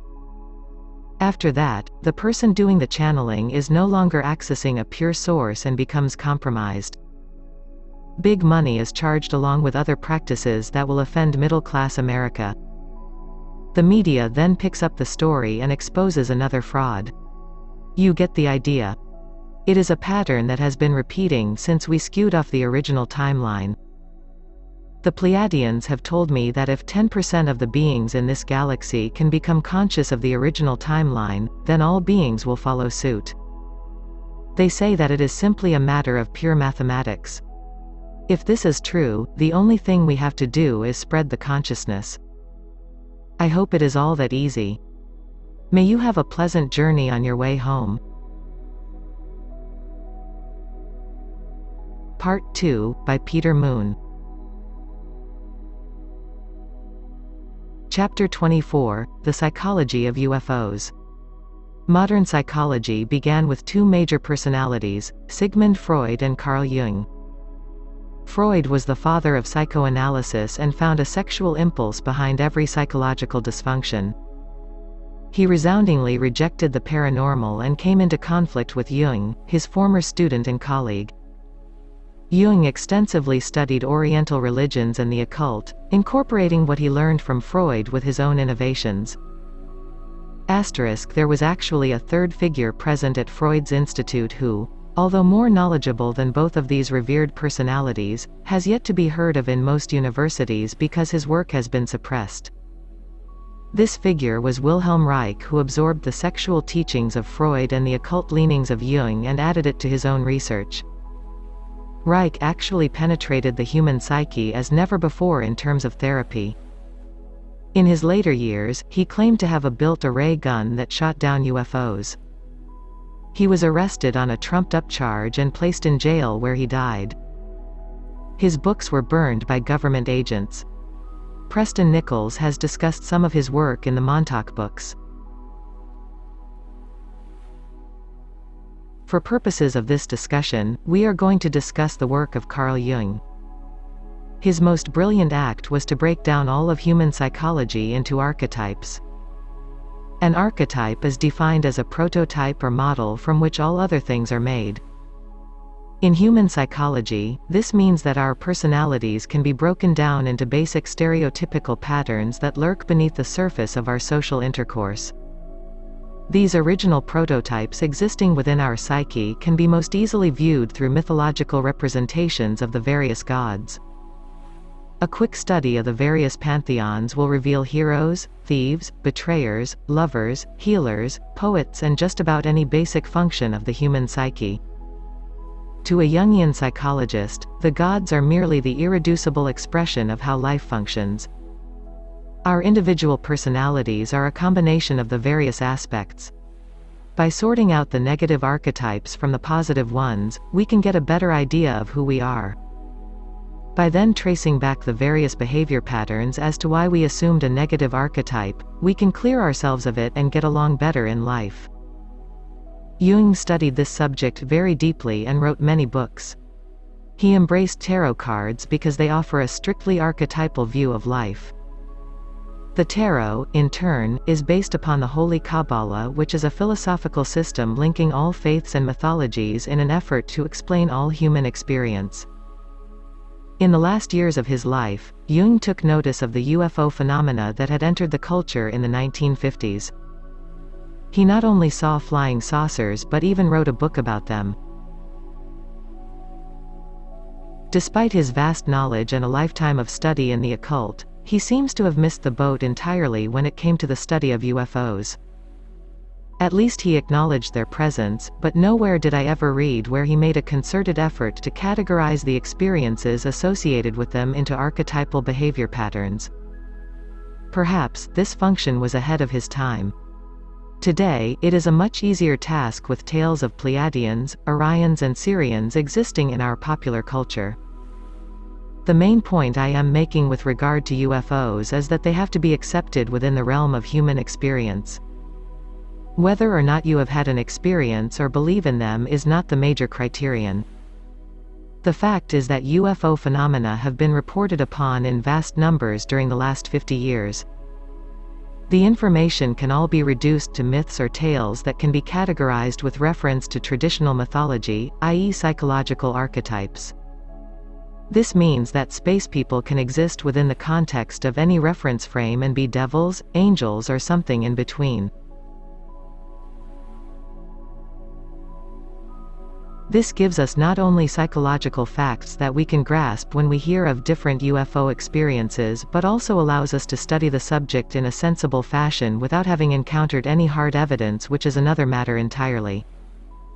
The psychological or archetypal reference point gives us a foundation from which we can begin to reduce the various lunacies that can easily creep into this subject. I am well aware that many of you in the reading audience have had experiences of abductions or UFO sightings. Some of you want validation that your experiences were heavenly while others are trying to unwrap themselves from a tangle of trauma. There are also many who, misguided or not, are seeking such contact or are curious about it. Studying the subject of UFOs, etc. From the above reference point and finding out where your experiences fit in will provoke your intellect to interface with phenomena that might otherwise appear to be unexplainable. Where you fall short in your understanding, you can always refer to mythology for some sort of answer. Mythology not only offers a safety net for our study, it is the backbone upon which all civilizations are based. This is the background from which I tell my personal story. And it doesn't really matter whether what I say happened actually did happen. Of course, I would tell you that it did because I believe it to be so. The important point is that I experienced these events and that they tie into a stream of consciousness which includes yourself. If not, you wouldn't be reading this book. My purpose here is to ignite your own quantum dynamic function in order that you can better recognize your own native consciousness and reach out towards your own unlimited potential. Chapter 25, Angelic Influence. Probably the most unique aspect of my childhood is that I was the only kid on my block who was not baptized into the Christian faith. This distinction might have held up for several miles, except it stands to reason that there were probably a few others who escaped this time-honored ritual. My parents both grew up Catholic. Although my mother went to Catholic school and my father had served as an altar boy, that was the end of it. They were married by a judge and stayed away from the church. Only later in my life would I begin to get an idea of why. One morning I was having breakfast with a psychic friend of mine and I wondered casually if my father could have been related to Nikola Tesla. She looked intensely at me and interrupted my conversation. "Your father detested organized religion, didn't he?" "Yes, as a matter of fact," I answered. This psychic told me quite positively that a priest had tried to molest my father. She said my father had trusted the cloth, clergy, and it had betrayed him. I don't know if this is true, but it explained a pattern in my father's behavior. He ranted and raved against the Catholic Church whenever given an opportunity. He also described the priests as drunkards, saying they would sit around and ask him for more wine after the sacraments. Consequently, I was protected from the church, although I was never forbidden to attend. Despite all this, the divine did find its way into my life at an early age. One day the kids in my neighborhood were talking about guardian angels. Most of these children were Catholic and often told me what they learned in their catechism classes. On this particular day, the subject was guardian angels and I was introduced to an entirely new concept. After listening to my friends and returning home, I asked my mother if she believed in guardian angels. Somewhat to my surprise, she gave me an affirmative, yes. Upon asking her why, she told me that I had been saved by a guardian angel when I was a small baby. It occurred on a hot day in Newhall, California, when she had put me in a stroller and let it rest under the shade of a large tree. She sat on the porch not too far away. According to her story, a large branch of the tree began to give way. It was not a gradual break and was obviously going to crush me in just a matter of seconds. My mother was too far away to reach me in time and for a split second felt the horror of possibly losing her baby. There was no way I could survive the fall of that branch. As the branch began to fall, a very strong gust of wind appeared and blew my stroller out of harm's way. The day had been very hot with no sign of wind before or after that occurrence. That it was strong enough to push the stroller was most remarkable to her. Despite growing up Catholic, she had abandoned her faith and was not really a religious woman at all, but this experience led her to believe in guardian angels. I would later learn that a Greek goddess named Alcyone was one of the 7 Pleiades and that she controlled the fate of storms and winds. As I have no personal recollection of the incident in the stroller, I cannot say if the above occurrence was celestial intervention by a higher power or just dumb luck. It would seem that some force in the universe wanted me to stay around for a while. Chapter 26, Take Me Out of the Ballgame. My next paranormal experience was in puberty. I was 12 years old and the maturation process was just about to take a big step. I remember playing Little League baseball and having a tremendous headache. Every time I would throw a ball or swing a bat, shockwaves would go through my system. The normal thing to do would have been to tell the coach to take me out of the game, but I wouldn't do that. In fact, he said that he wanted me in the game and was looking forward to me helping the team. We were mostly a losing team, but that night we were playing the best team in the league and he wanted to win. I was in some other zone of consciousness and figured I would just go through the motions and eventually go home. It hurt so much to swing a bat that I decided I would let every pitch go by. This decision proved to be more painful because the pitcher didn't throw any balls over the plate and I walked to first base. I discovered it hurt even more to walk than it did to swing a bat. Much to my own surprise, I was batted around the bases and scored a run. The pain was intense. Our team was doing well, but I wanted us to lose so that I could go home. As painful as it was to swing a bat, I realized that it was less painful than running around the bases. I resolved to swing at every pitch and strike out. This sort of attitude on my behalf was strange because up to that time sports were my only interest in life. There was nothing else, and for me to adopt such a mentality was not in keeping with my usual self. Despite the pain, I swung at the ball and made purposeful outs the next 2 times up. Much to everyone's surprise, our team stayed in the game and kept it close. By this time, most of the team knew I was acting funny. I was hoping the coach would take me out, but he let me bat with runners on base.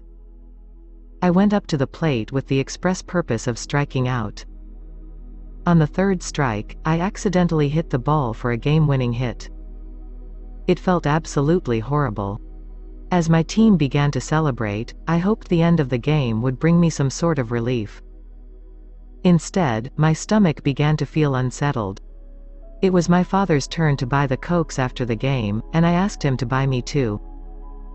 Hopefully, the carbonation would ease my discomfort. This trick worked just long enough to get me home.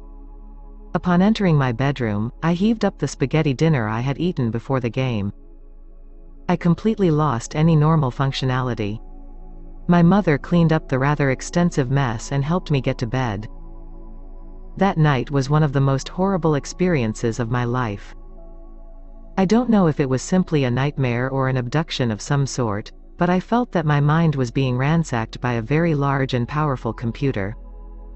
I remember seeing reel-to-reel tapes like the old computers of the 1960s. It seemed to be probing every possible memory fiber that could exist within my mind, and the operation was accompanied by extreme pain and forcefulness. The process was continued repeatedly, and I began to scream louder and louder. Perhaps they were checking out my pain threshold. I have screamed in dreams before where the sound never translated to the physical plane. In other words, people sleeping in the next room didn't hear anything. In this case, my father heard me from down the hall and came in to see what all the fuss was about. He never showed much interest in anything metaphysical or paranormal, but he was fascinated by what I told him and wanted to hear as much information as I could tell him. It was all rather odd. The intense form of mental intrusion that I experienced lasted only one night, but I found that I could not keep any food down afterwards. After a few days, I began to throw up stomach acid and my mother became very concerned.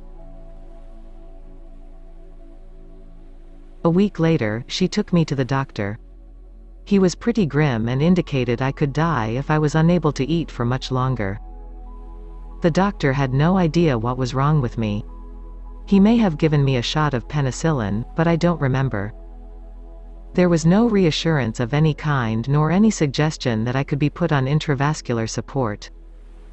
If I couldn't eat after 10 days, we were to call him again and expect the worst. By the 10th day, I could no longer walk out of sheer weakness. My parents and I were waiting on pins and needles. My spirits were considerably raised by the fact my best friend's father, a former neighbor, was coming to visit. I was reduced practically to skin and bones, and I don't know if this friend's presence did the trick, but I was able to retain my food for the first time in 10 days. When he suggested I return with him and spend the next week in my old neighborhood, my spirits soared. I was able to eat some more and began to regain a little strength. I soon began to walk a bit. My father was concerned about my going away in such a weak condition, but he was persuaded by my enthusiasm and by his friend. I took the trip and experienced a complete resurgence of my emotions, inspired in no small part by visiting my old neighborhood haunts. My physical health returned quickly. Even though I fully recovered, I occasionally wondered if someone was spying on me and could watch my every move. I never linked it to the previously mentioned experience but simply thought it was something everyone must think about from time to time. The thought of someone spying on me didn't really disturb me too much because I considered the possibility to be very remote. All in all, this experience at the onset of puberty had changed me. It was very unlike me to abandon my little league team and my first love, which had been sports. Of course, it is not so unusual for interests to change during adolescence, but my shift in behavior and interests was accompanied by a rather forceful intrusion upon my consciousness. Chapter 27, Missing Time. 3 years after the abduction incident, I moved to another town and was socially displaced. Having no friends for about a year, I discovered science fiction and other literature which is designed to open up the higher aspects of the mind. The most influential works I studied during this time period were the novels of Hermann Hesse, a German mystery school initiate. This path climaxed when I read a book entitled The Master Game, by Dr. Robert S. de Ropp, a biochemist who was also an occultist. This book described the fact that there were different games in life. I don't remember exactly how he categorized them, but they were rather funny.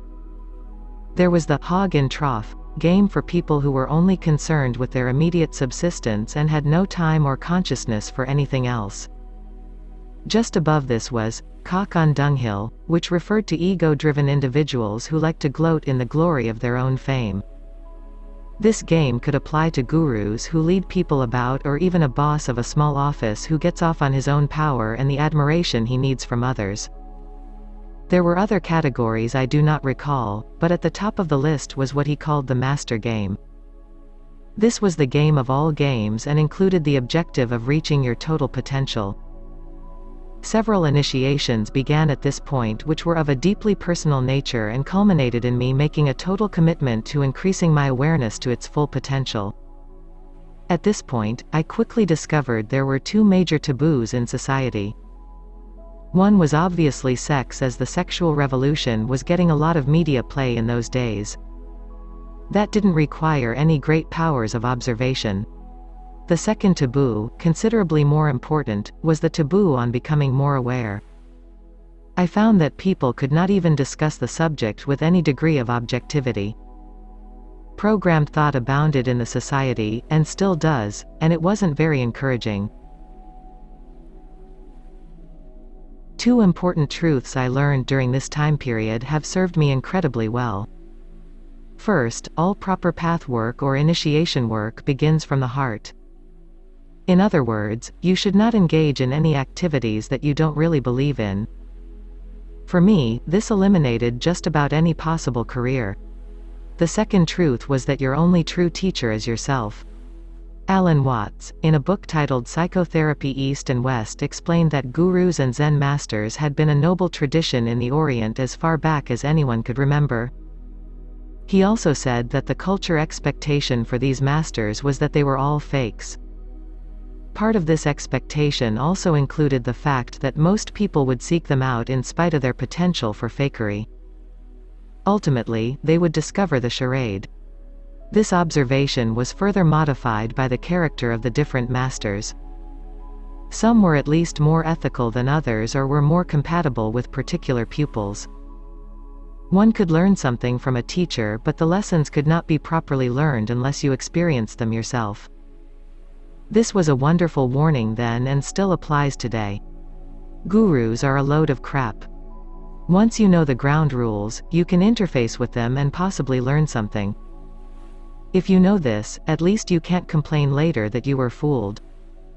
You alone are the master of your own fate.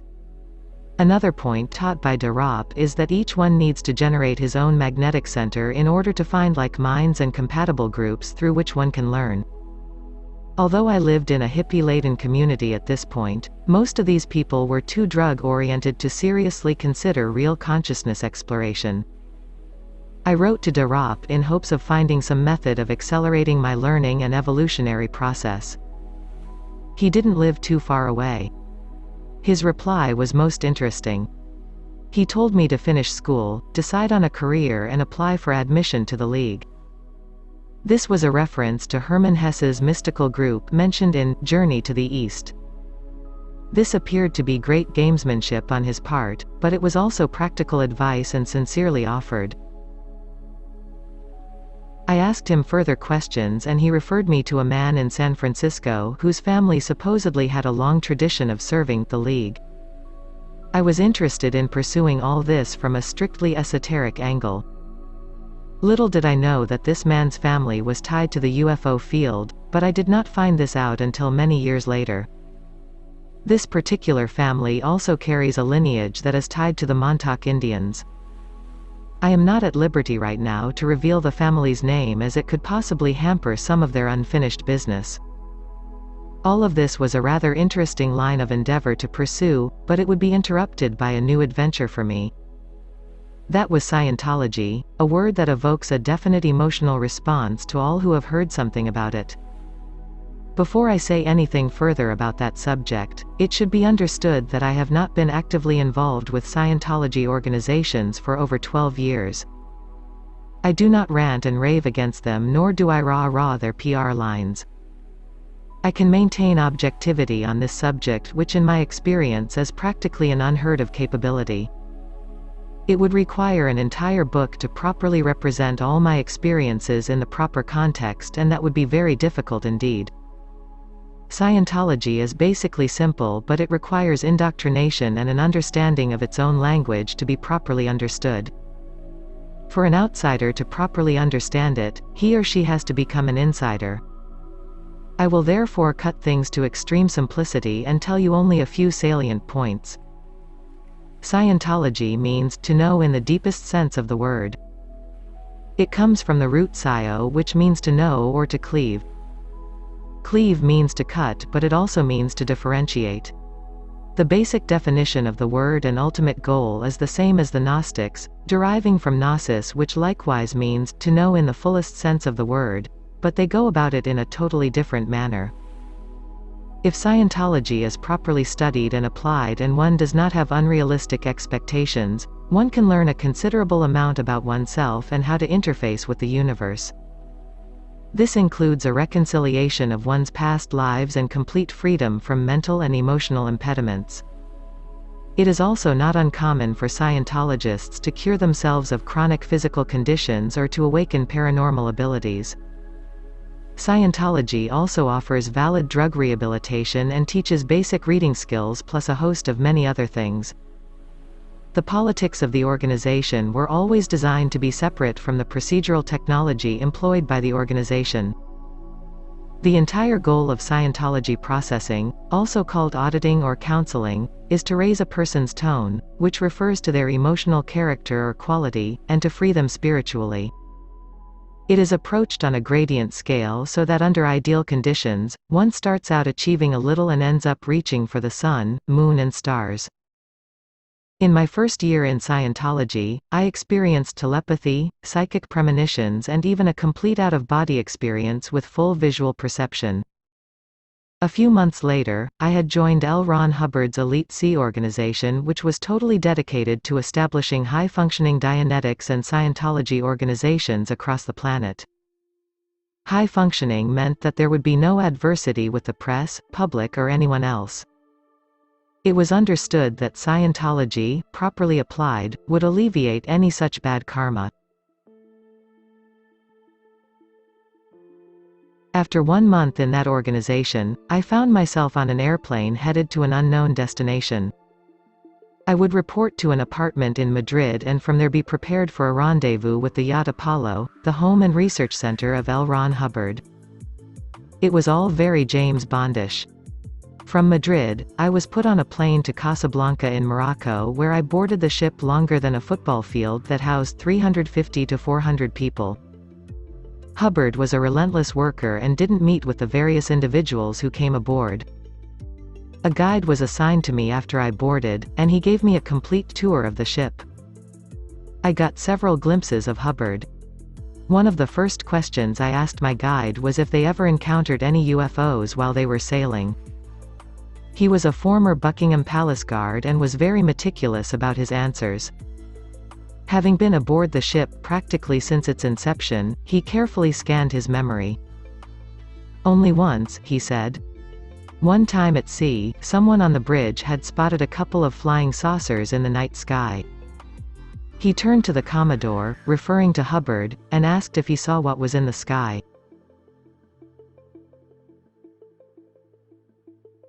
He said that Hubbard shot back immediately without any hesitation and said, "Flying them quite badly, aren't they?"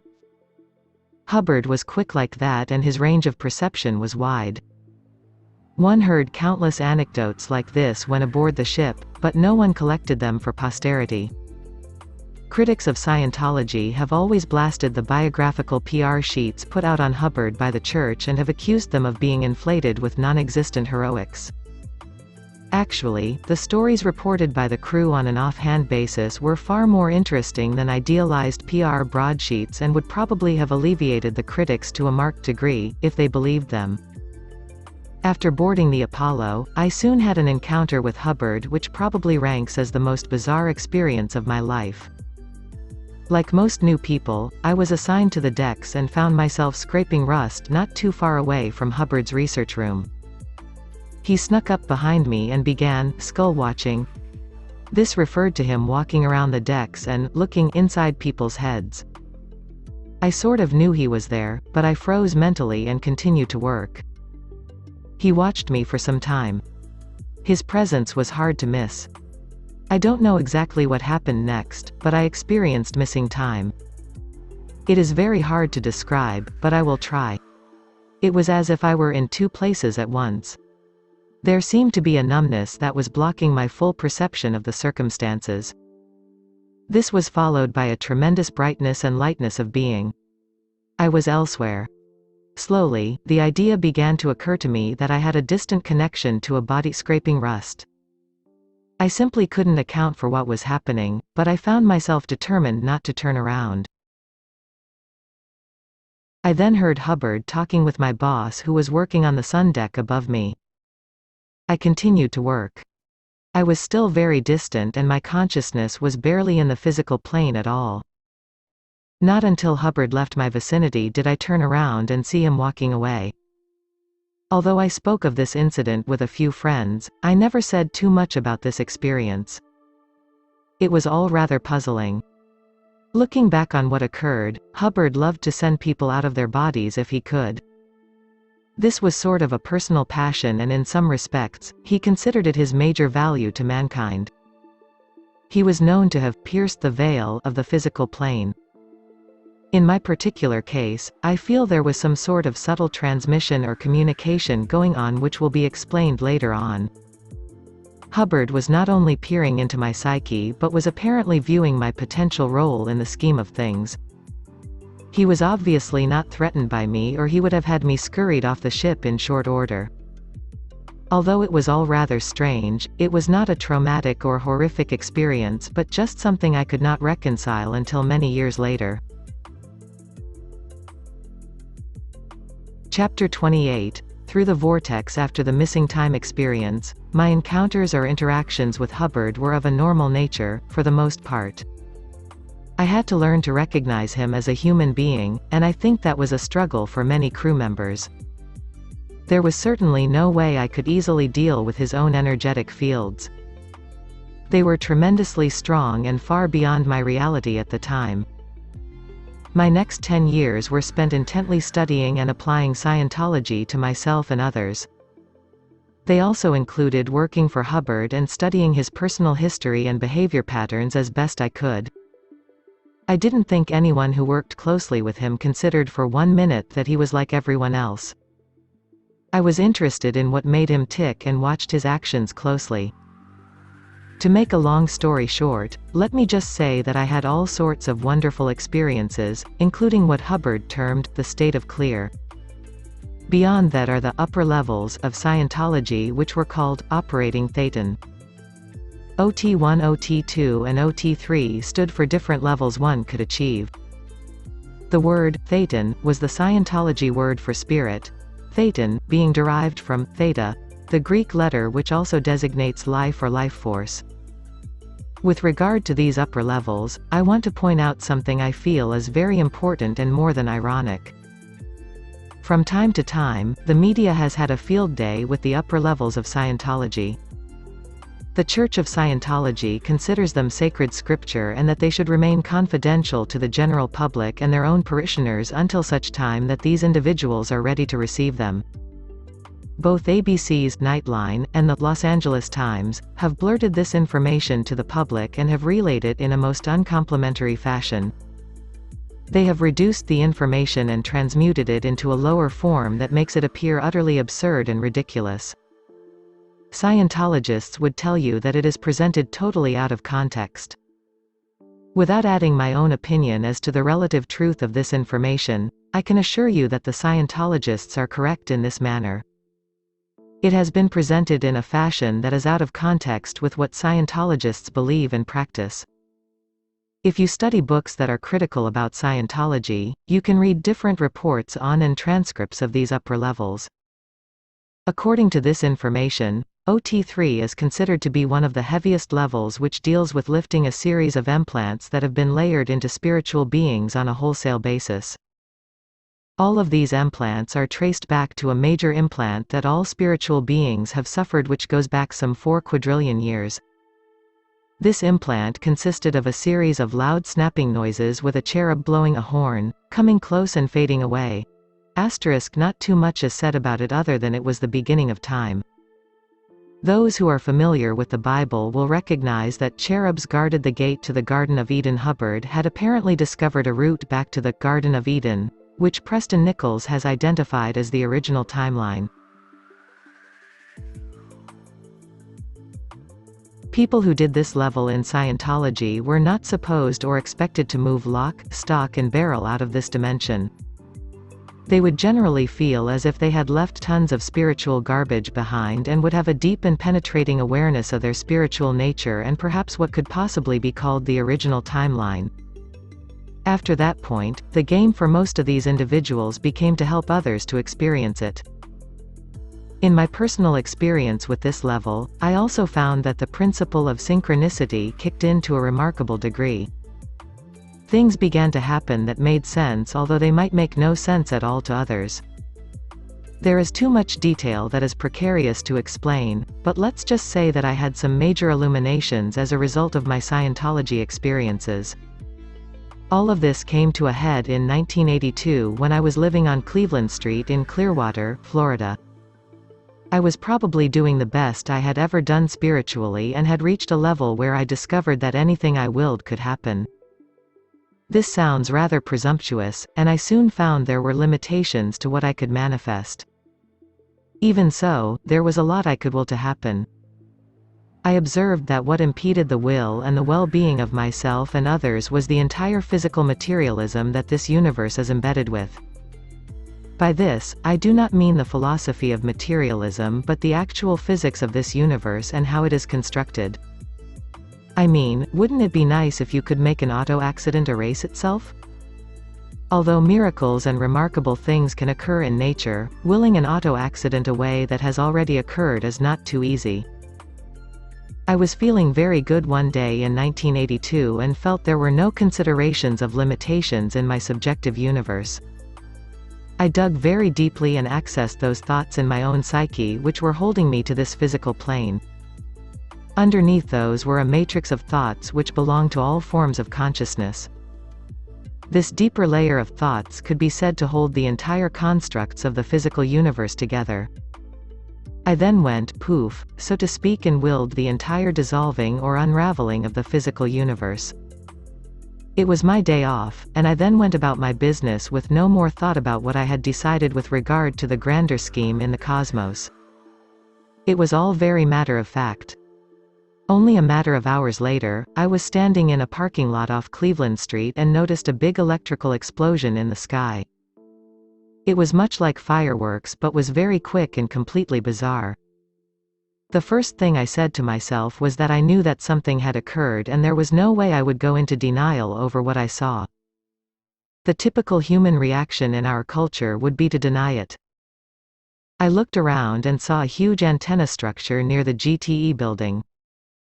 I wondered if there was a relationship. Once again, I experienced the phenomena of missing time. It was all very odd. A short while later, I saw a Chinese girl I knew and told her I saw something very weird over in that direction.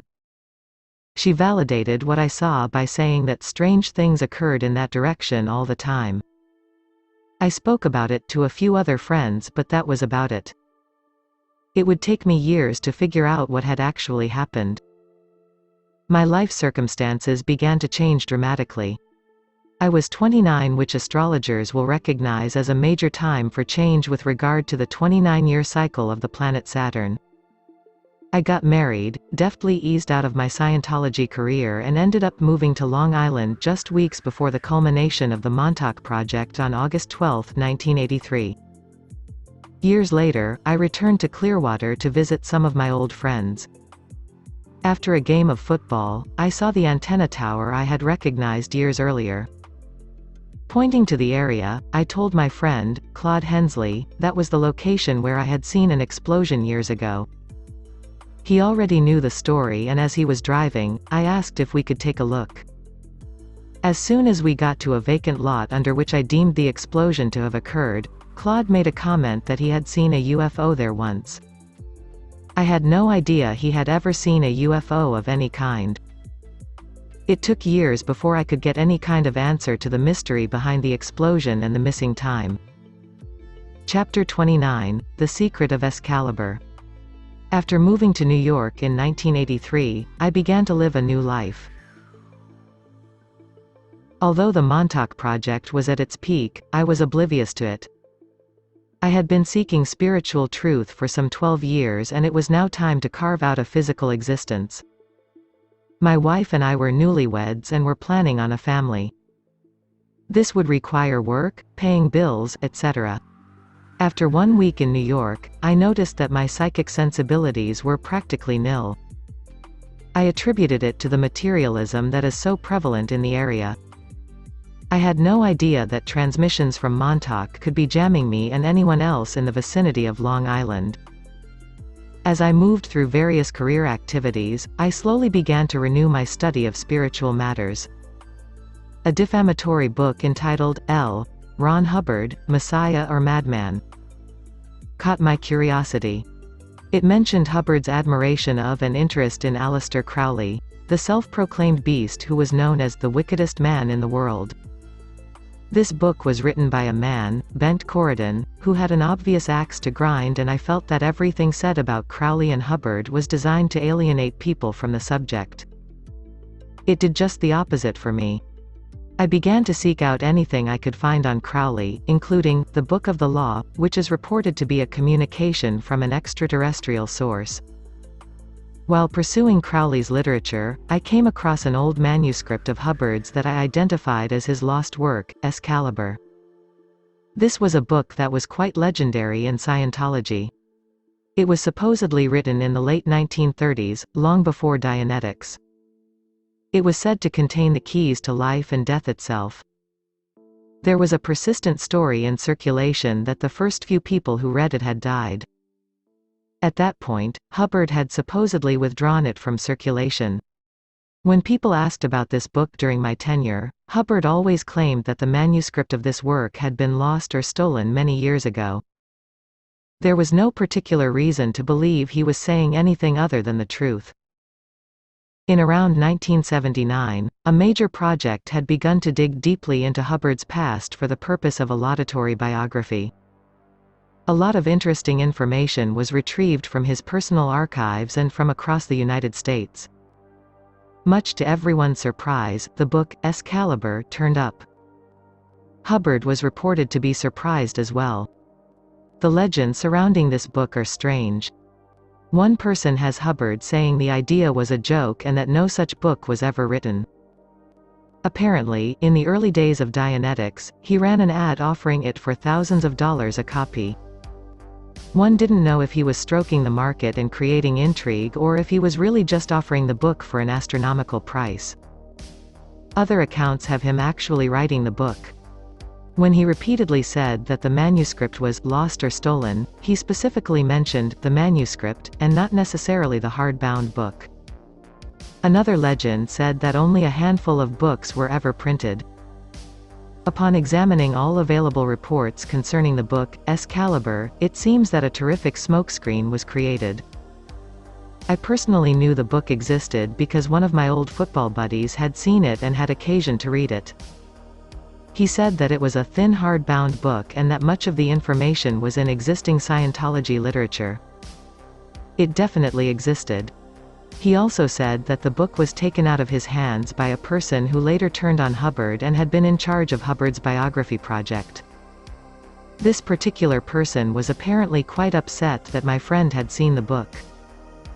The manuscript I found was not entitled Excalibur, but it fit the exact description of what my friend had described, except that it was not in a hardbound condition. It had been written on a typewriter. It became obvious to me that if this book was not Excalibur, it at least contained some of the same information. After discovering this manuscript and glancing through it, I became charged with energy, but I didn't notice it until later in the day when I was in a park. I hadn't even read the manuscript at that point but had only photocopied it. I only remember feeling extremely confident that I was on the right track. Perhaps I had tapped some of the supreme confidence that Hubbard used to manifest, but I can assure you I was nowhere near his level in that department.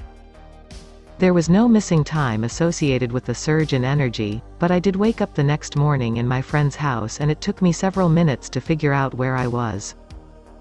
This was rather odd as I was familiar with his house and had slept there on several occasions. There is a logical explanation for what happened. As already said, part of the book contained regular information from Dianetics and Scientology, but it was put together in what I considered to be a refreshing and new format. Actually, it was a very old manuscript. Of considerably more interest to me were a long series of geometric symbols that were designed to unlock the conscious mind. I had absolutely no idea what these were about, and although I had studied most everything Hubbard had written, I had never seen anything like the procedures he was outlining. For those of you who have read Pyramids of Montauk, you will recognize the importance of geometric symbols. They have been used by different mystery schools, including the Pythagorean system, to invoke a fourth-dimensional experience. The idea is that if you take a two-dimensional symbol and convert it into a third-dimensional one, you can access the fourth dimension, if you are lucky. This is what mandalas and even some Renaissance paintings are about. This is what the editor, who could have been none other than Hubbard, had to say about it. Symbols have often been used hopefully in an effort to unlock the unconscious mind and derive some answer to its terrible power over man. The use of symbols is not new. Their employment with these evaluation techniques is new, for here they are solidly backed by an understanding of what the unconscious may be expected to contain.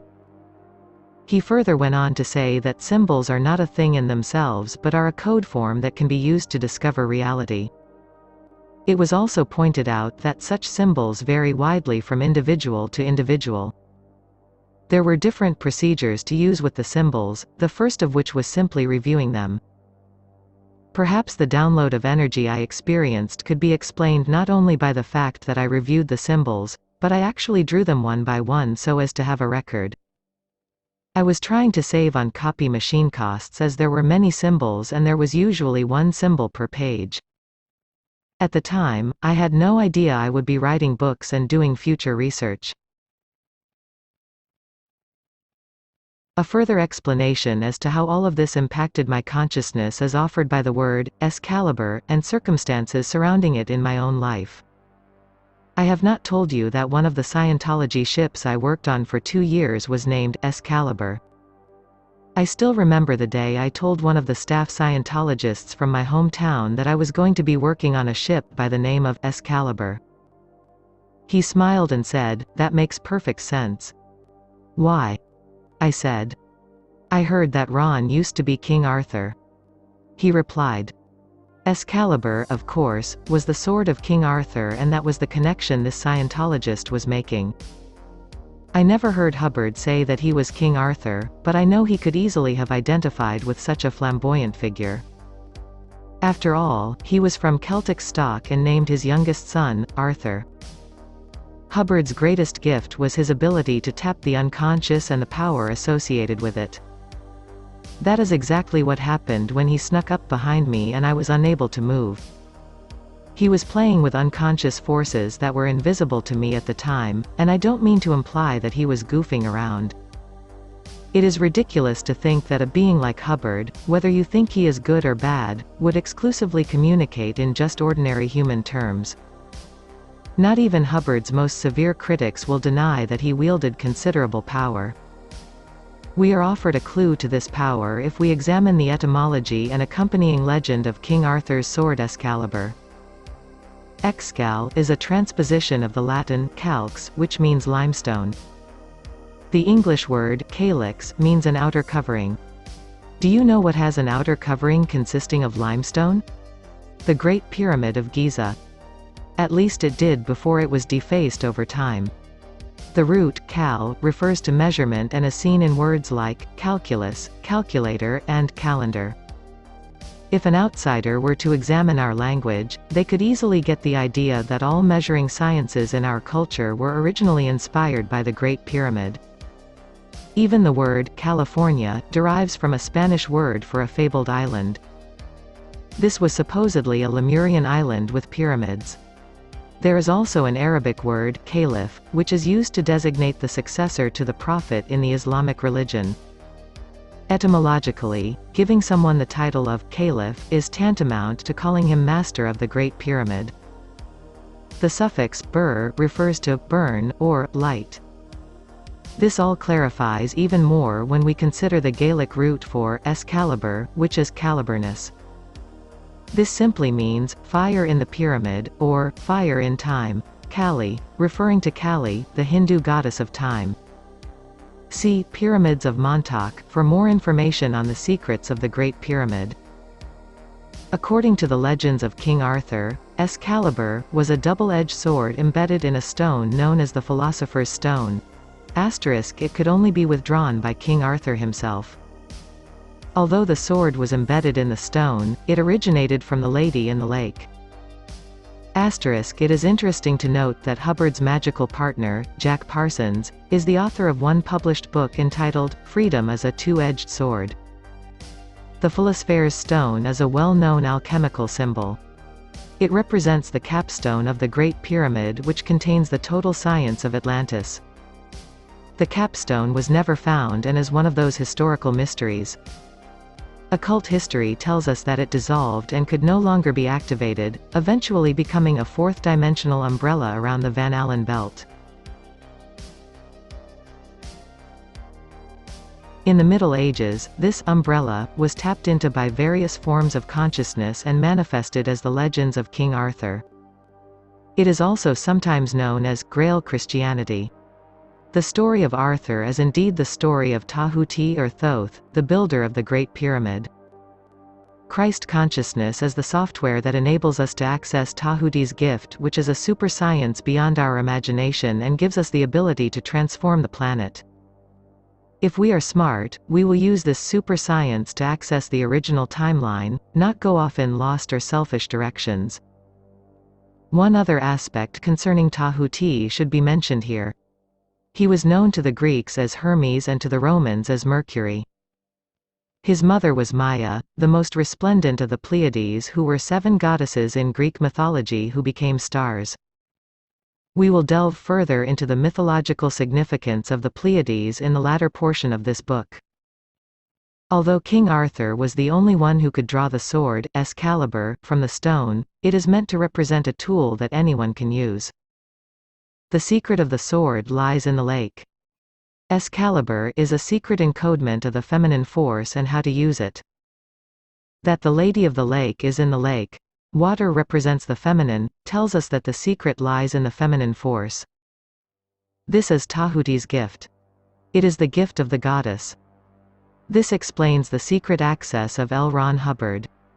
Although it is not popularly known, he wrote his work in a trance-like state and received his inspiration from a goddess he called the Empress. There is another interesting aspect to the sword, Excalibur. Earlier, I indicated that cherubs stood at the entrance to the Garden of Eden.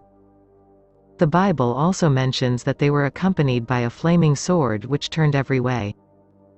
If Excalibur represents the secret of the feminine energy, this passage is telling us that this is the secret of returning to the original timeline. Chapter 30, Missing Links. While pursuing Excalibur, I had been staying with a friend who had Aldous Huxley's The Doors of Perception in his bookcase. Huxley was an interesting character who had networked with Hubbard and was even regressed by him in the 1950s. He had received an initiation and a lot of information from Aleister Crowley. Huxley also spoon-fed information to Timothy Leary on exactly how to administer LSD to his experimental subjects at Harvard. The Doors of Perception is a book about accessing those regions of the mind considered a vast unknown to conventional science. The primary avenue Huxley experimented with in this book was mescaline, a derivative from the peyote cactus. He also mentioned other undesirable avenues such as fasting to the point of starvation and self-flagellation. The only path that made any sense was sensory deprivation, as could be experienced in a flotation tank. This sounded interesting, but I couldn't find one. In fact, the search became rather frustrating.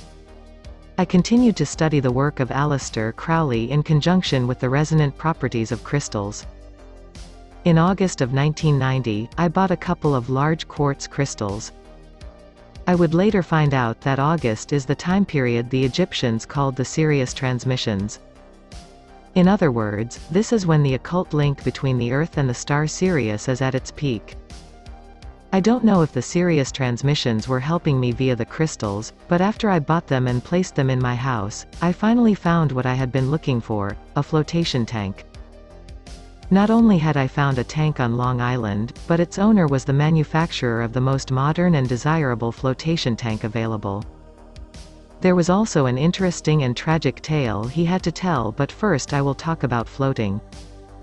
The tank was very user-friendly and had a contour like a whale. There was plenty of room inside with 2 waterproof switches for lights and music. The water is hygienically filtered and loaded with Epsom salt so that your body is completely suspended in water and completely relaxed. It is impossible to physically relax all your muscles to the extent you can while floating. Subluxations even disappeared through total relaxation. As the tank is totally dark, your mind begins to process information until it finally relaxes and penetrates the deeper layers of consciousness. I not only found it to be extremely fun, but it also opened up psychic channels of the mind. At the very least, it relaxes one's body. I soon realized that if people floated every day, there would be a lot less strife in the world and a great deal more productivity.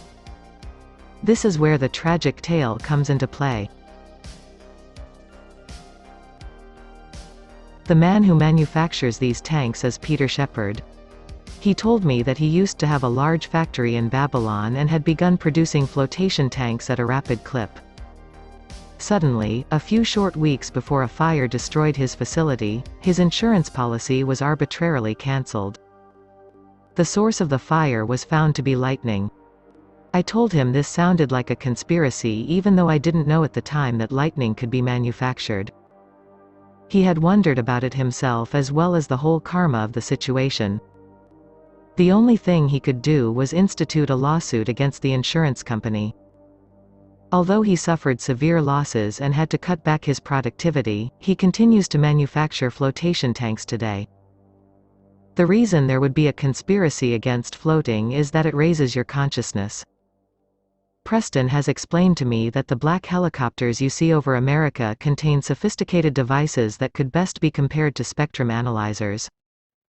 The helicopters go scouting for certain types of emanations, and once they see a certain pattern, they or another helicopter will transmit different frequencies into the area. The entire operation is designed to monitor consciousness. I have also found it rather remarkable that if you try to get someone to float, it is like pulling teeth. The most prevalent excuse is claustrophobia.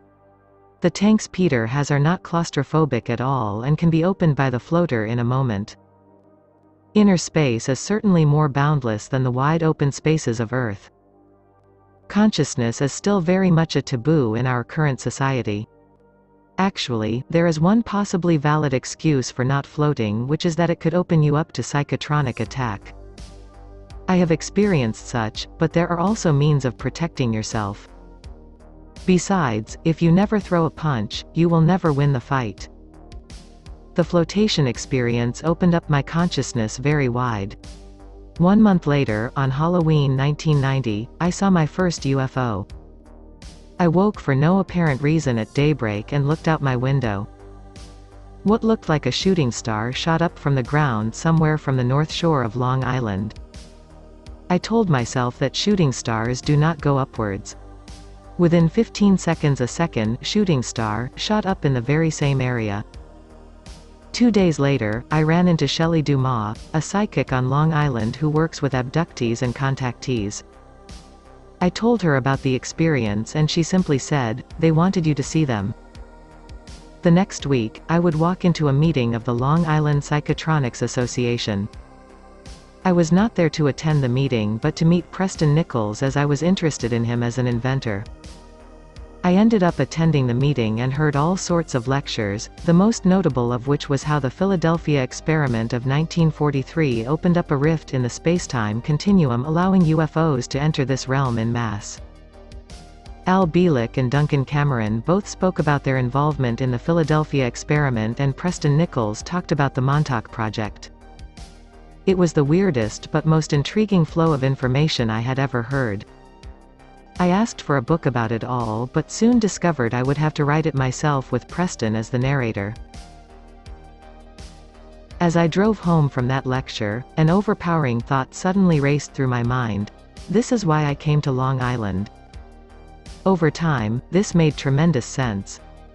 I did not decide to take on writing the Montauk story right away. There were many foreboding aspects about it and a lot of inertia against me getting involved. There were two major incidents that triggered me. The first occurrence happened when I laid down around 6 in the evening and immediately fell asleep. It was an odd time for me to lie down, and I just went out. What happened next could have been an astral abduction like Preston talked about earlier in this book. It also might have been a dream, but if so, it was a highly notable and irregular one. I found myself aboard a spaceship and there was Preston. He had some equipment and said, "I've got your signature." This was a reference to the specific electromagnetic frequency patterns that are unique to my person. It is called an electromagnetic signature. I was then escorted to another room that was curved as if it was part of a spaceship, but the interior was rather plain. Plastic-type panels were in the background. An older Oriental woman sat at a table and had me sit on a chair to the side. She told me to channel and said that I should do it completely in the Japanese language. I thought her directive was absurd as I don't speak Japanese, but she was firm and insistent. Her mental powers were persuasive as I actually began to try to channel. The next thing I knew, I was seeing Japanese language characters and completely understood their meaning. I read them and spoke out loud in Japanese. After channeling lucidly for a few minutes, I became disassociated from the entire operation and found myself apart from what my body was saying. I was concentrating on a part of my mind that I believed regulates the function of seizures. Something was going wrong. Realizing that I would experience a seizure if I continued to channel this information, I shut the entire operation down through an act of pure will. The Oriental lady looked at me and eased off. She saw that she would get nowhere if she countered my will. I next found myself transported to a soothing room that looked like a waiting chamber. It was very relaxing. I regrouped all my thoughts and became fully conscious of who I was and where I was. I knew that I could wake up, be in my bedroom and be totally awake in my normal state. I decided to wake up and open my eyes.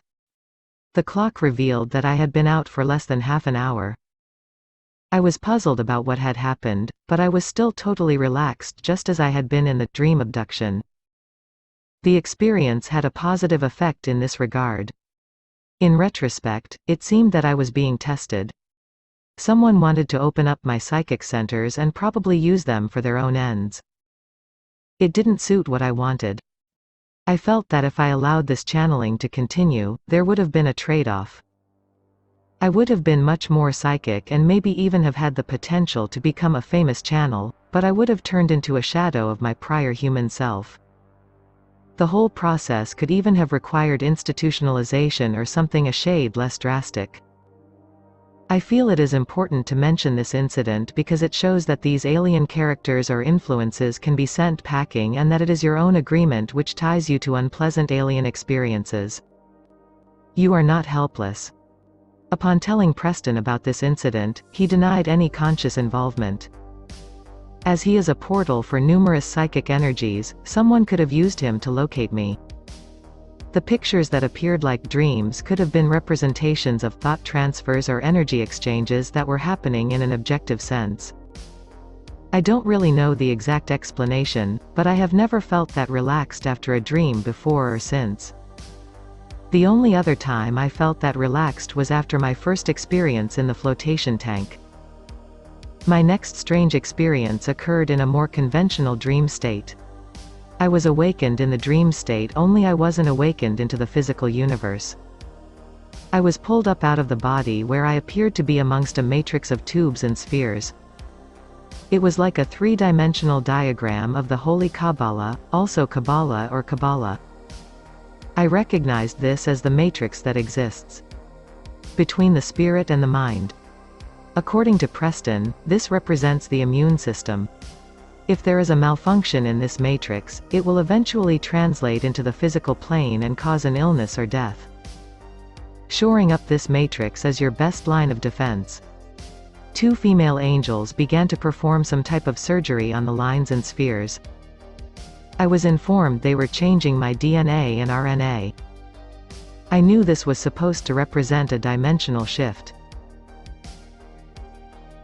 Only after this experience with the angels, did I feel confident about approaching the Montauk Project and writing about it.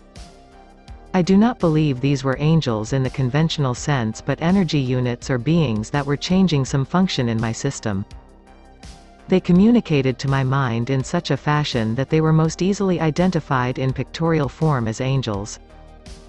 I began to see quite a few UFOs after these experiences, but they were all rather distant and not close. It seemed that any night I wanted, I could look up in the sky and see them. Dreams on the subject were abundant as well. Somewhat surprisingly, I was not very interested in the subject. I was interested in the time technology known as the Montauk Project, which was far more fascinating to me. UFOs were a sidelight and boring by comparison. Needless to say, I was thrust into the UFO scenario. My next adventure would lead me to the trail of an organization that is supposed to control that scenario, the Illuminati. Chapter 31, Babylon. My trail to the Illuminati began during an intermission of the first lecture I heard about Montauk and the Philadelphia experiment. Upon asking Preston how he became involved in all of this, he told me that in a previous life, he and Duncan Cameron had been twin brothers who were named Preston and Marcus Wilson. They had been the first manufacturers of crude scientific instruments in Great Britain and had formed a company with Aleister Crowley's father, which eventually became known as Thorn EMI, the same company which released the videocassette entitled The Philadelphia Experiment. I subsequently searched for any references to the Wilson brothers in Crowley's writings but could find none. I only found suspicious references to a Duncan Cameron and a trip Crowley had made to Montauk in 1918. Not much was said about either, but I began to encounter incredible synchronicities between the Cameron and Crowley families which are discussed in the book, Montauk Revisited. Eventually, I would discover that the wife of Jack Parsons, L. Ron Hubbard's former magical partner, was named Cameron. I thought this was too much to believe and I sought her out and encountered her under the most peculiar of circumstances, which is described in Montauk Revisited. The upshot of the synchronicities between the Camerons and Crowleys was best described by Cameron. She told me that her original name was Wilson, her father's name was originally Wilson but he was adopted by his uncle Alexander Cameron and ended up using his surname, and that the Wilson clan had descended from the Cameron clan. Further, she told me that Hubbard was a Wilson, too. His father, Harry Ross Hubbard, had been adopted and was originally a Wilson. A couple of years later, I would discover something about the Wilsons that not even Cameron knew. Researching into the genealogy of her husband's family, I discovered that both the Parsons and Wilson families traced back to Catherine Parr. Parr evolved into Parsons with the R eventually being dropped. Jack Parsons was also a member of the Illuminati, which is known in occult circles as the Order of the Silver Star referring to Sirius. His father worked for President Woodrow Wilson, somewhat infamous for his role in World War I and for founding the League of Nations. He is also the president who helped give us the Federal Reserve. If you read Freedom is a Two-Edged Sword by Jack Parsons, you will find that Parsons believed the consciousness of the world was topsy-turvy.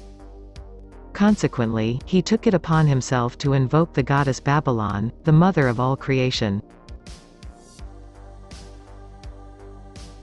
In keeping with the aforementioned theory of Excalibur, he recognized the true power of the universe to be encapsulated in the feminine energy of the universe. Parsons began a series of magical experiments which he called the Babylon working, but he lacked one important element, and that was a familiar. A familiar is a living creature that a magician or witch uses to carry out their spell or specific intention. It is usually a cat. As Parsons did not have a cat, he decided to use L. Ron Hubbard, who also acted as scribe. After invoking the goddess Babylon for 3 days, Cameron suddenly showed up at his door. She fit the bill and became the sexual vehicle used in the experiment, although she was not clued in on the full nature of what was going on. At first glance, it might seem a little vague as to what the Babylon working has to do with UFOs. If we consider that Babylon is the mother of all creation, we have to backtrack to what was said in Preston's section of the book about quantum mechanics and chaos theory. Babylon opens the door to all possibilities in creation without discrimination. She welcomes all, and this means that everything that has been suppressed in the subconscious of mankind is going to come out of the woodwork. UFOs are a prime sample of the unknown. Hubbard's work Excalibur was aimed at the same thing, opening up the unconscious. This is the secret of the feminine energy. It is no mere coincidence that all 3 players in this working came from the same Wilson stock. The answer to this secret lies in their particular genetic structure. Before we examine this angle, we will first consider the general nature of genetics. Creation is a process of geometry. This is readily observable in chemistry and biology. If it weren't, mathematics wouldn't work at all. The DNA in each cell contains not only the complete blueprint for the human body, but the entire consciousness and manifestation of the universe itself. In psychological terms, DNA contains the potential for all archetypes and their potential interplays. In computer terms, DNA is coded just like a program and can ultimately manifest any aspect of existence. When ritual sex is performed, it stimulates the creative processes on a biological level, and this ignites the DNA's creative potential. What translates to humans as the sexual urge is based on a biological program to combine one matrix with another so that the vast panorama of evolution can be created. It is all rather fascinating. In society, people tend to be somewhat particular in regard to whom they mate with. Inbreeding is an example where people lower the quality of creation based upon their own incorrect DNA-coded programs. The Nazis sought to increase the quality of life with their breeding programs, but this program ended up lowering the quality of life and resulted in conflict and destruction. For centuries, most people have just gone about their business and mated with the man or woman of their fate. More importantly, they seldom try to drastically alter the programming because they aren't even aware of it. Sexual magic is based upon the idea that you can alter the programming in the DNA through the will or projection of thought forms. It is a time-honored practice, the entire procedures of which have been carefully guarded and relegated to secret societies. This is where the 2 major taboos of our society cross: sex and awareness. By themselves, sex and awareness are not all that easy to master in our society. If you try to create more awareness and direction for your own evolution and that of others through the practice of sex, you are walking on grounds that are even more taboo. While either manipulating or consciously influencing your own DNA and that of your partner might seem like a small-scale act, sexual magic teaches the art of doing this on a grander scale. In other words, this is how secret societies try to influence the entire evolutionary program. It is a grand old game that has been going on for millennia. It is not unlike Democrats and Republicans raising signs and cards at a convention in order for their candidate to get the most attention and votes. Secret societies try to steer humanity and the rest of creation in different directions for their own specific agendas. There is another fascinating aspect when you consider the DNA programming of sexual magic. Because DNA is based upon geometric designs, it is open to other realms or dimensions. If you consider a flat two-dimensional checkerboard and realize that you can also have a cubic configuration that could serve as a playing field for three-dimensional chess or checkers, you will understand there is a fourth-dimensional possibility as well. Cameron corroborated this view in my last conversation with her, which was on her final birthday. Although she was very ill, she had been reading Pyramids of Montauk, which describes the geometry I'm referring to here in further detail. She said that was what the Babylon working was all about. Geometric visions had abounded in her consciousness at the time. These stayed with her for the rest of her life, and it was expressed in her artwork. She said that the book expressed in words what she had experienced in consciousness. My last conversation with her was a happy one. Cameron passed away on July 24, 1995. If we consider the Wilson lineage, we have to realize that the DNA of this clan, or at least some of them, have a predisposition to the bizarre. This is not so bad in itself, as it is the radical factor in mutations which makes new developments in evolution possible. When one of my friends whose surname is Wilson heard this story, he told me that he was received in a puzzling manner when he visited Scotland. Every time he told them his name, the natives looked at him strangely as if they wanted nothing to do with him. He is extremely personable, too. The names, Wilson, and Cameron, have popped up with outrageous synchronicity during my research of time travel and secret projects. Many other people have noticed this too. Robert Anton Wilson is a famous author who has written about the principles of synchronicity for some time. He says that once you reach the horizons of consciousness, you will encounter the principle of synchronicity. It bridges the consciousness of where we are in this fixated third-dimensional existence to a possible escape route through which we can access the fourth dimension and beyond. Flying saucers are fourth-dimensional chess pieces, and that is why Preston found that space went on and on when he walked aboard one. They are based upon geometrical configurations and a different sort of consciousness than what is considered typical, Earth think. When Jack Parsons and L. Ron Hubbard engaged in the Babylon working, there was plenty of sexual excitement going on.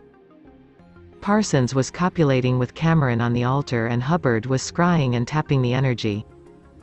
Geometric incantations were used along with symbols, not unlike what Hubbard referred to in the book I had discovered. They were deliberately working with the same energies and some of the protocols that John Dee and Edward Kelly had used during the reign of Queen Elizabeth I. Dee was her court astrologer. An earnest communication had been made with the territory known as the unconscious or the Great Unknown. Many believe that the 1946 Babylon working was responsible for or tied to the UFO phenomena which became so abundant after that period. This was confirmed for Cameron when she witnessed a UFO shortly after the Babylon working. She said that the sight filled her with an insurmountable joy. Cameron and her brother were working at the Jet Propulsion Laboratory during this period and had seen a UFO while taking a nature walk in the area. Although she warned her brother not to say a word about it, he blabbed and was ridiculed to the point where he had to leave his job due to embarrassment. He ended up working for the Ralph Parsons Corporation, a huge international conglomerate who builds underground railways and cities among many other things. After this working, Hubbard founded the subjects of Dianetics and Scientology and proceeded to talk about some of the most far-out stuff known to man. He spoke about Fifth Invader Force aliens who were insect-like in nature, and he talked about implants as well.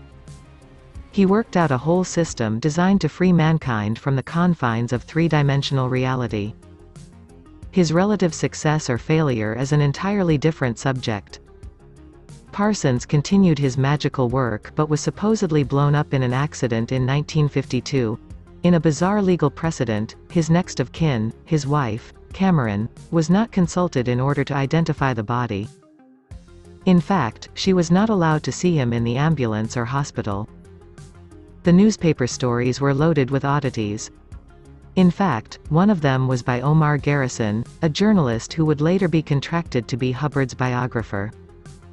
He brought the house down on Hubbard as far as the courts were concerned. It is quite remarkable that he had also covered the Parsons incident some 30 years earlier. A few short weeks after Parsons' death, UFOs were spotted en masse over the Capitol.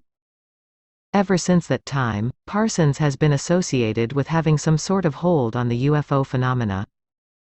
When Cameron had Jack's horoscope evaluated by some of the top astrologers in Los Angeles, she withheld the name connected to the chart. After a detailed analysis, they came back to her and indicated that this person would have to be the head of the CIA. Remember, I said earlier that Parsons was a member of the Illuminati. Parsons was also a founder of the Jet Propulsion Laboratory. To this day, people at NASA refer to it as JPL, Jack Parsons Laboratory. There is a whole case to be made that he is currently in charge and controlling things from a secret location, but that is not the purpose of this book. If he were a leader of the Illuminati, it wouldn't matter whether he was alive or dead, for these characters do not live by the rules of ordinary human existence. They regulate the space-time continuum through sex, death, taxes, implants, alien abductions and the like. Jack Parsons may have been a leader of the Illuminati, but it was his idea to invoke Babylon and thereby change the world. It is my personal opinion that he got caught somewhere in between and that his soul will not be at rest until the goddess reigns supreme. Cameron has also warned against people judging her husband. She once said very wisely that history can't even begin to adequately evaluate a man until at least 100 years after his death. The jury is still out. The Babylon working and its colorful characters continue to surface as a reference point to many different researchers who study UFO phenomena. The legend and mystique will only grow as time goes by. Cameron also made another interesting comment to me in our last conversation. When I told her I was working on this book you are reading, she said that she had a very strong connection to the Pleiades. It was all about the feminine energy that is also known as Babylon. Chapter 32, The Moon. And what of Cameron, the feminine aspect of the Babylon working? She was puzzled that Parsons had selected her as Babylon. It took her years to reconcile the phenomenon and she finally accepted her role. In private, she knew she was the secret feminine force that was labeled Babylon but would never admit it publicly.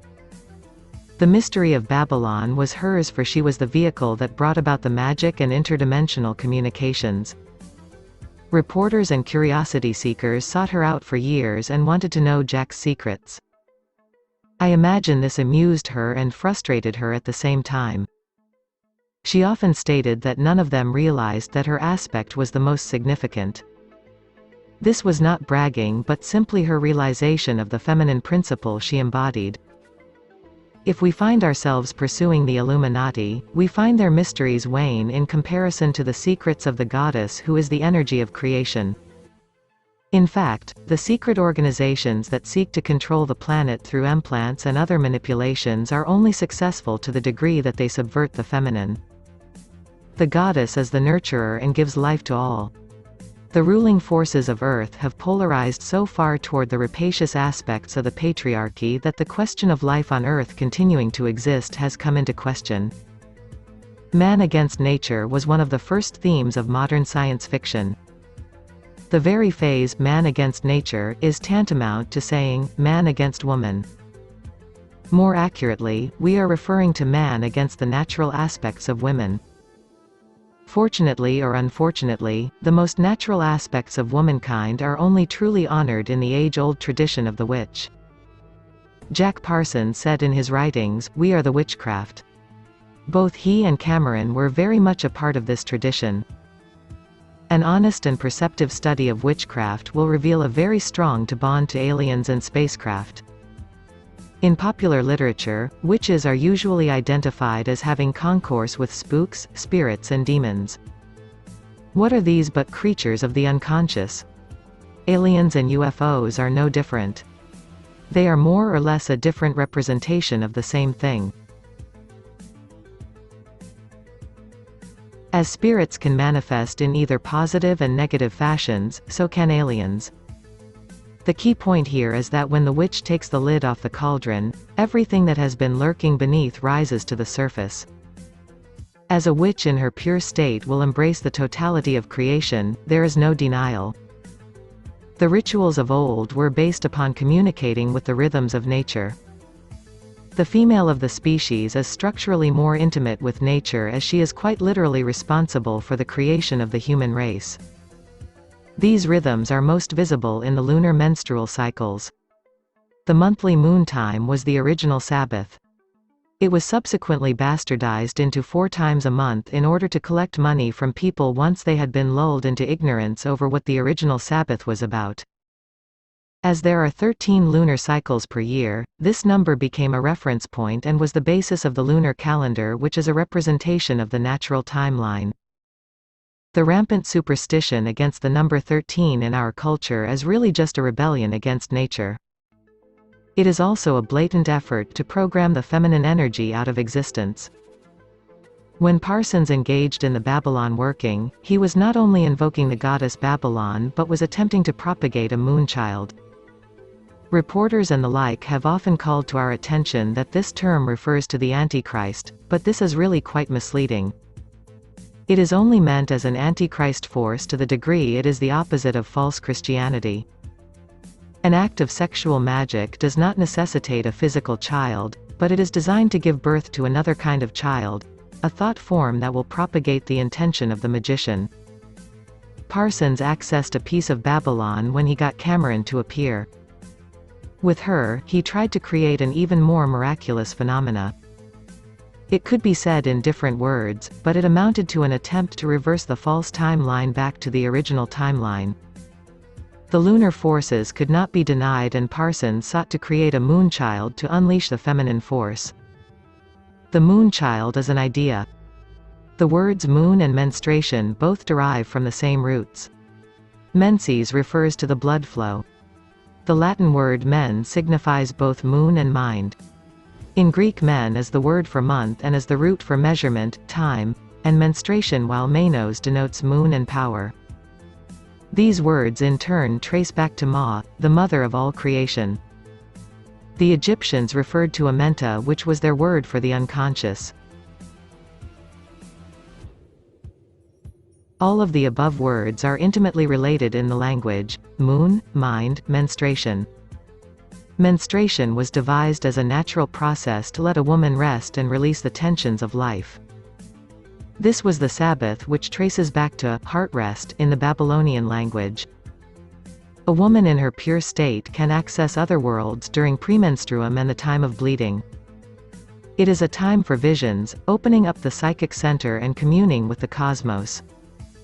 This was the cosmic connection that inspired the oracles of ancient Greece and elsewhere. At some point, a priest would come along, sequester the gifted women from the general populace, and ultimately cut off the channel. If women are allowed to take back their power, the subconscious channels of the universe will open up. We could expect to see flying saucers flying in harmonious patterns, as opposed to being a headquarters for abductions and implants. On a physiological level, the design of the vagina itself is patterned after a geometrical shape known as the vesica Pisces. The football-shaped object below at the intersection of the two circles is a two-dimensional representation. If you consider the two circles above actually to be spheres, you can visualize in your mind how a three-dimensional representation of the vesica Pisces would be the shape of a football. There is another interesting aspect to this geometric design. If you look at the two three-dimensional spheres overlapping from the vantage of point A, you will see the shape of a UFO. This is not really a coincidence. It is the geometrical representation of two realms or realities interfacing. Christ was symbolized by the vesica Pisces because he was an interdimensional character who was trying to get us back to the original timeline. These geometrical configurations also explain why the vagina has been considered a gateway to other realms by practitioners of sexual magic. Additionally, it gives us a structural overview of what was happening in the Babylon working. The specific genetic codes of the Wilson lineage made the operation all the more likely to succeed. The publication of this book coincides with the 50th anniversary of the Babylon working and the dawning of the UFO age. Although there is much yet to be revealed, we are one step closer to understanding it and one step closer to the Pleiades. Chapter 33, Project Koala. After Preston Nichols had his initial encounters in the Pleiades, he ended up working at Montauk. This might make the Pleiadians seem foreboding at first hand, but this is not necessarily the case. Preston has been likened in the past to a radio receiver that can potentially tune into any station in the cosmos. If you ever saw his radio room, you would get the idea even more clearly. He claims to have received radio transmissions from the past in that room. As a human radio receiver, he was also susceptible to transmissions that pulled him into a project that had many negative results. There were also many timelines involved at Montauk. Reality actually consists of every potential reality that can be conceived, and this includes a multitude of timelines. Although their involvement is actually much more complex, it would seem most likely that the Pleiadians entered Preston's reality in this life so that he could break the news about Montauk and raise the consciousness of the original timeline. My own involvement with Preston coincides with the latter. You will recall from an earlier chapter that I experienced missing time in 1982 shortly after making a decision or postulate to dissolve the physical universe. In short order, I ended up on Long Island. It took me 7 years, but I finally found Preston Nichols. And, if you're looking for ways to understand the predicament of this universe, he is a very good starting point. It took me a long time to figure out my own missing time. I even forgot about it for a good while. After returning to the area, I remembered it quite clearly. I asked Preston Nichols about it, but he didn't have any clues. He encounters people with missing time quite frequently. Answers came later even though I wasn't soliciting them.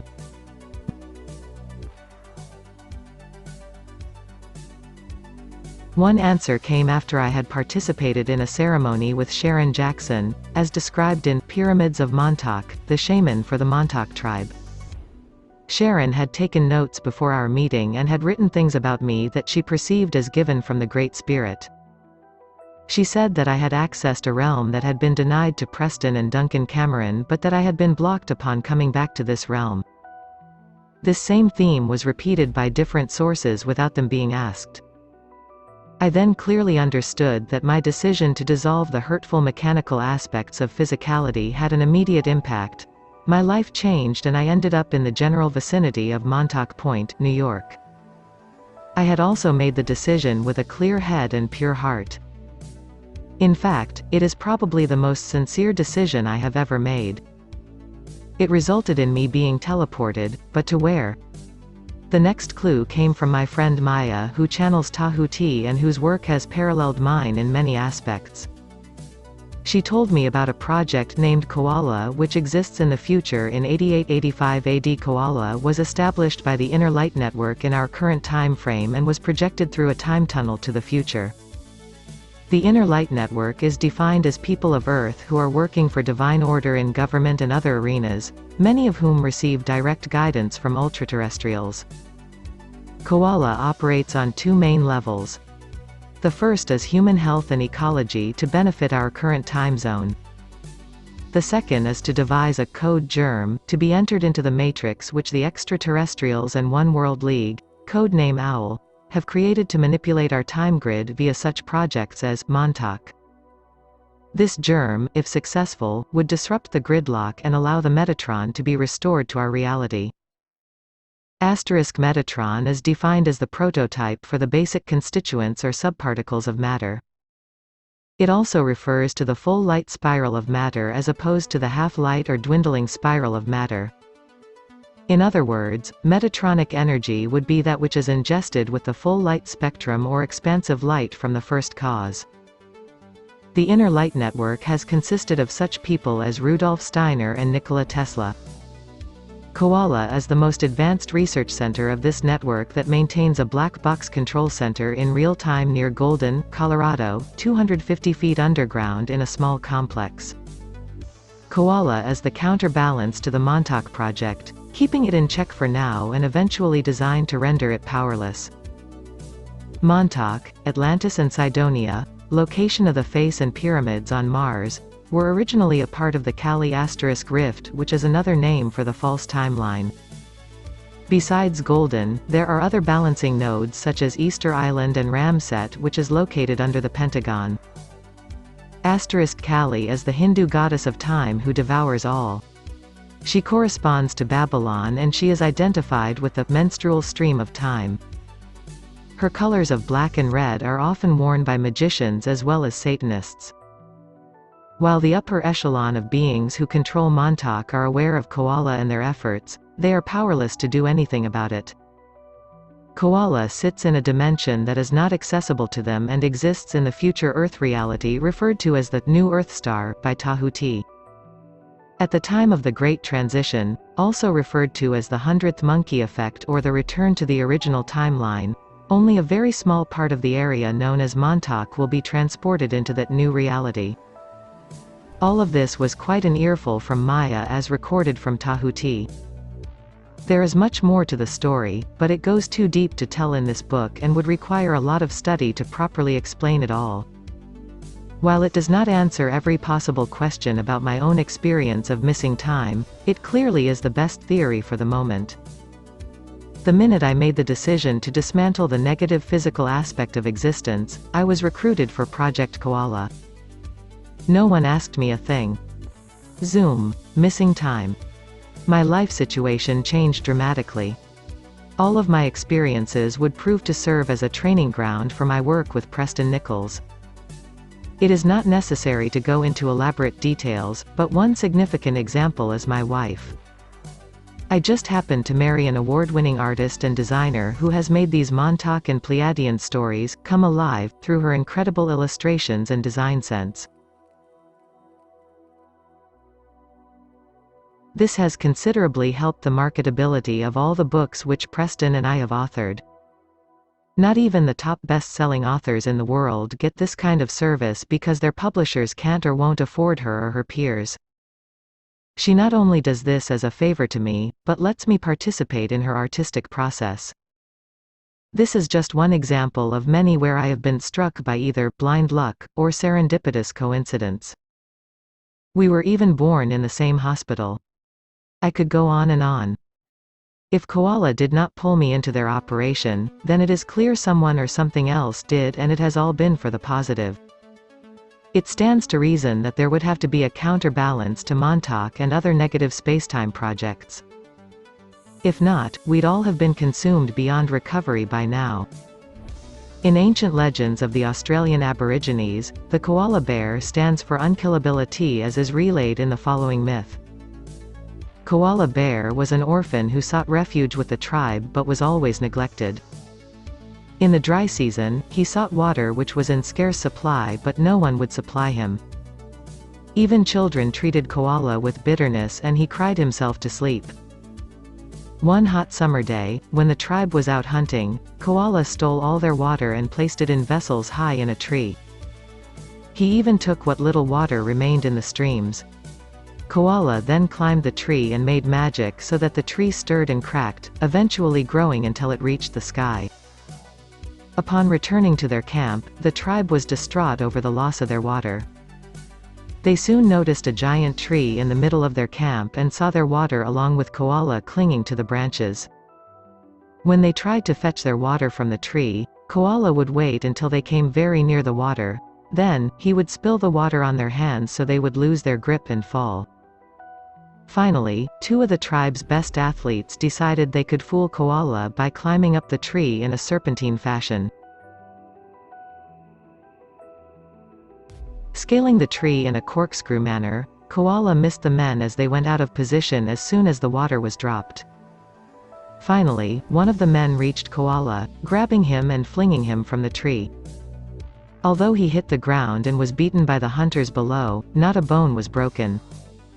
The koala was full of life and escaped to his life high in the trees.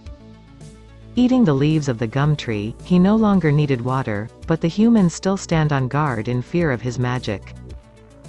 The above myth is more than symbolic of the koala's lack of need for water. The koala bear is an opiated animal representing an altered state of consciousness, resting high in the trees. The tree connecting to the sky is symbolic of the tree of life, which will be discussed later in this book. The legend also demonstrates that man has been at odds with the higher powers of life. If ever there was a project put together to reverse the work of those who seek a lower consciousness, a more apt name than koala would be hard to find. It represents immortality as well as the higher aspects of consciousness. The koala theme also fits nicely with Preston's account of the Christ consciousness described in Montauk Revisited. In that book, a rather incredible story was told of how Christ turned the tables on the negative Montauk operators.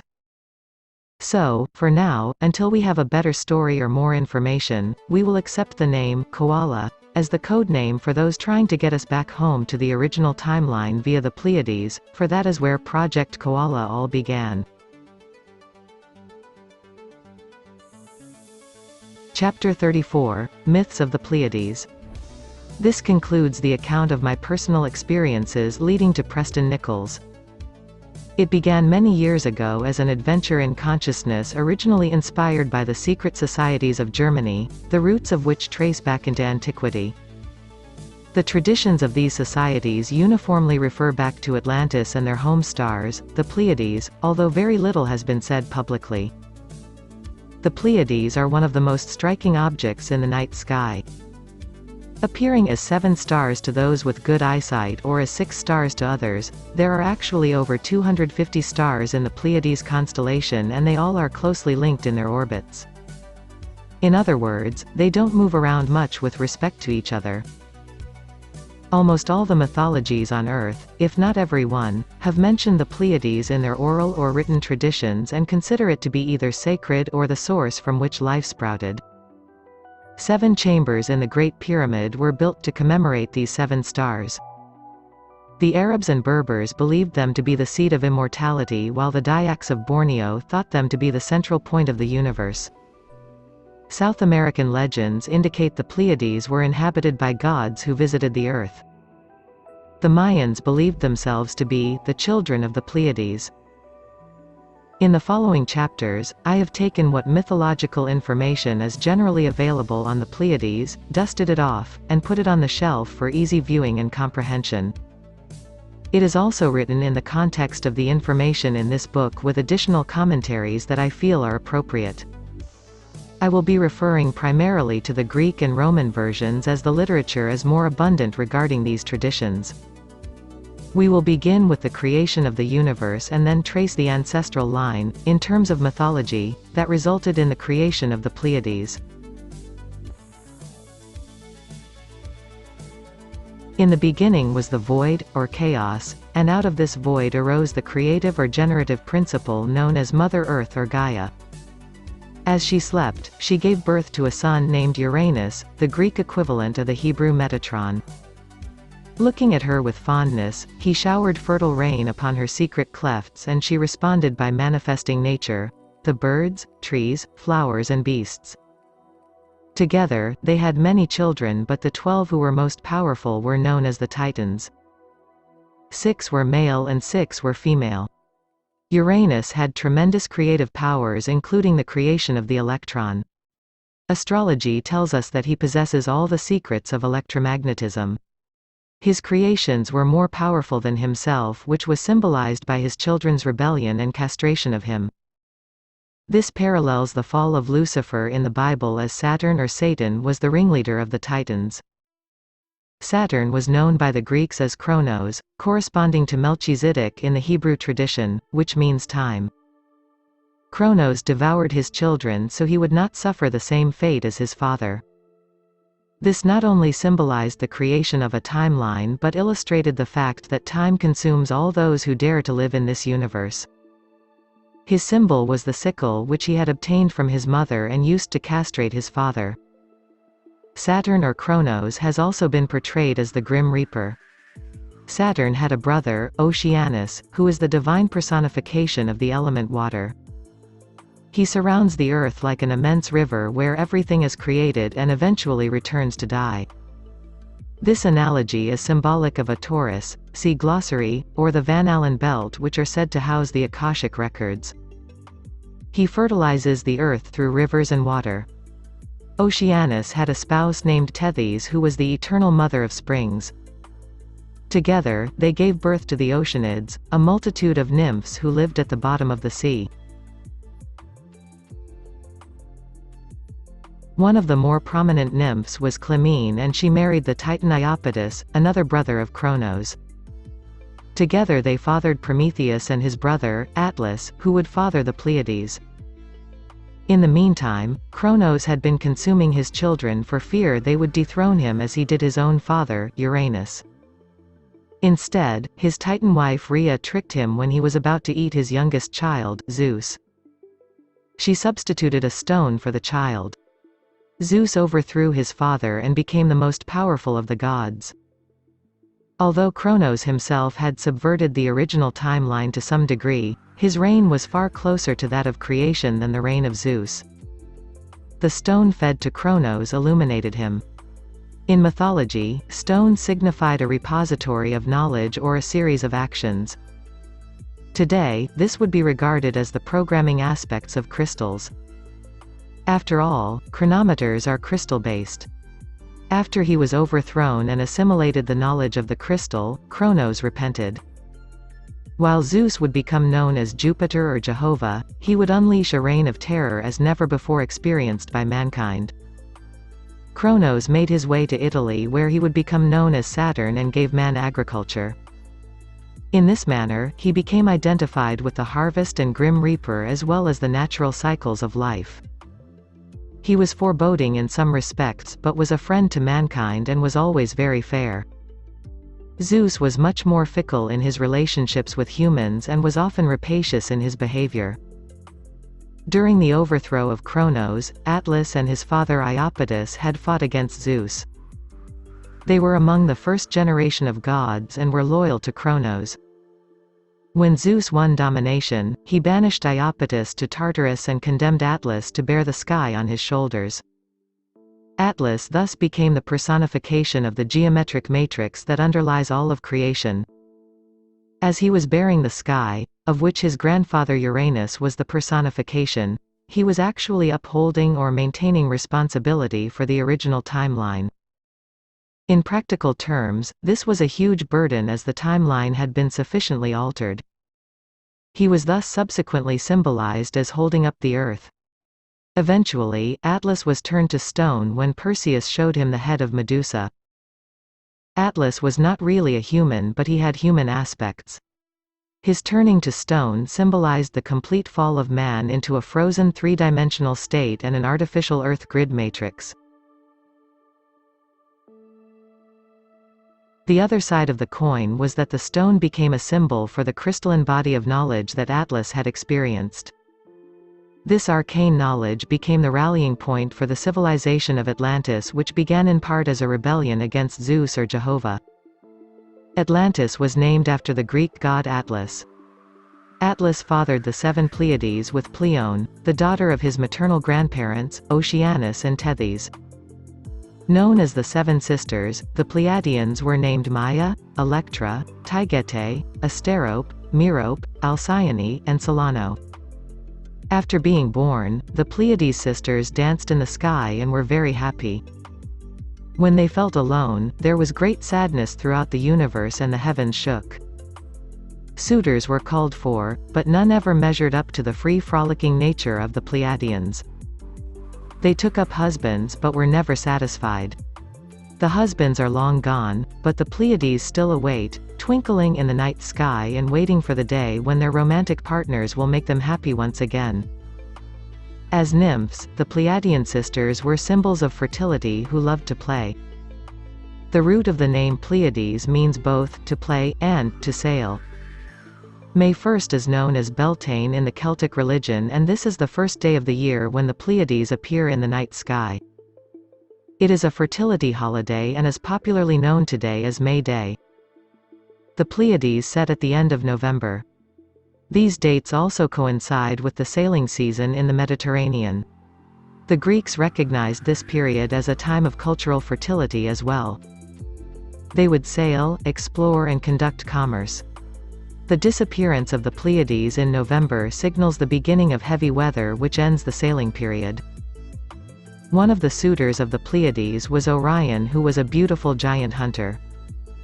There are many legends surrounding him, but he almost always exhibited boorish and rapacious behavior. Despite his good looks, the Pleiades tried to avoid him as his ill manners represented the original sin, which refers to the skewing of the original timeline. The name, Orion, is closely linked to the word, original. His symbols were the bear and the boar, as he was a slave to his lower impulses. The word, boor, means a rude, ill-mannered or rustic person and actually derives from his antics. Orion was born of a Boeotian peasant. Boeotia was an agricultural province of Greece. The term, boor, referred to a bonded slave or similarly inclined peasant. The Pleiades were crushed by what happened to their father, Atlas, when Zeus had condemned him to hold up the sky.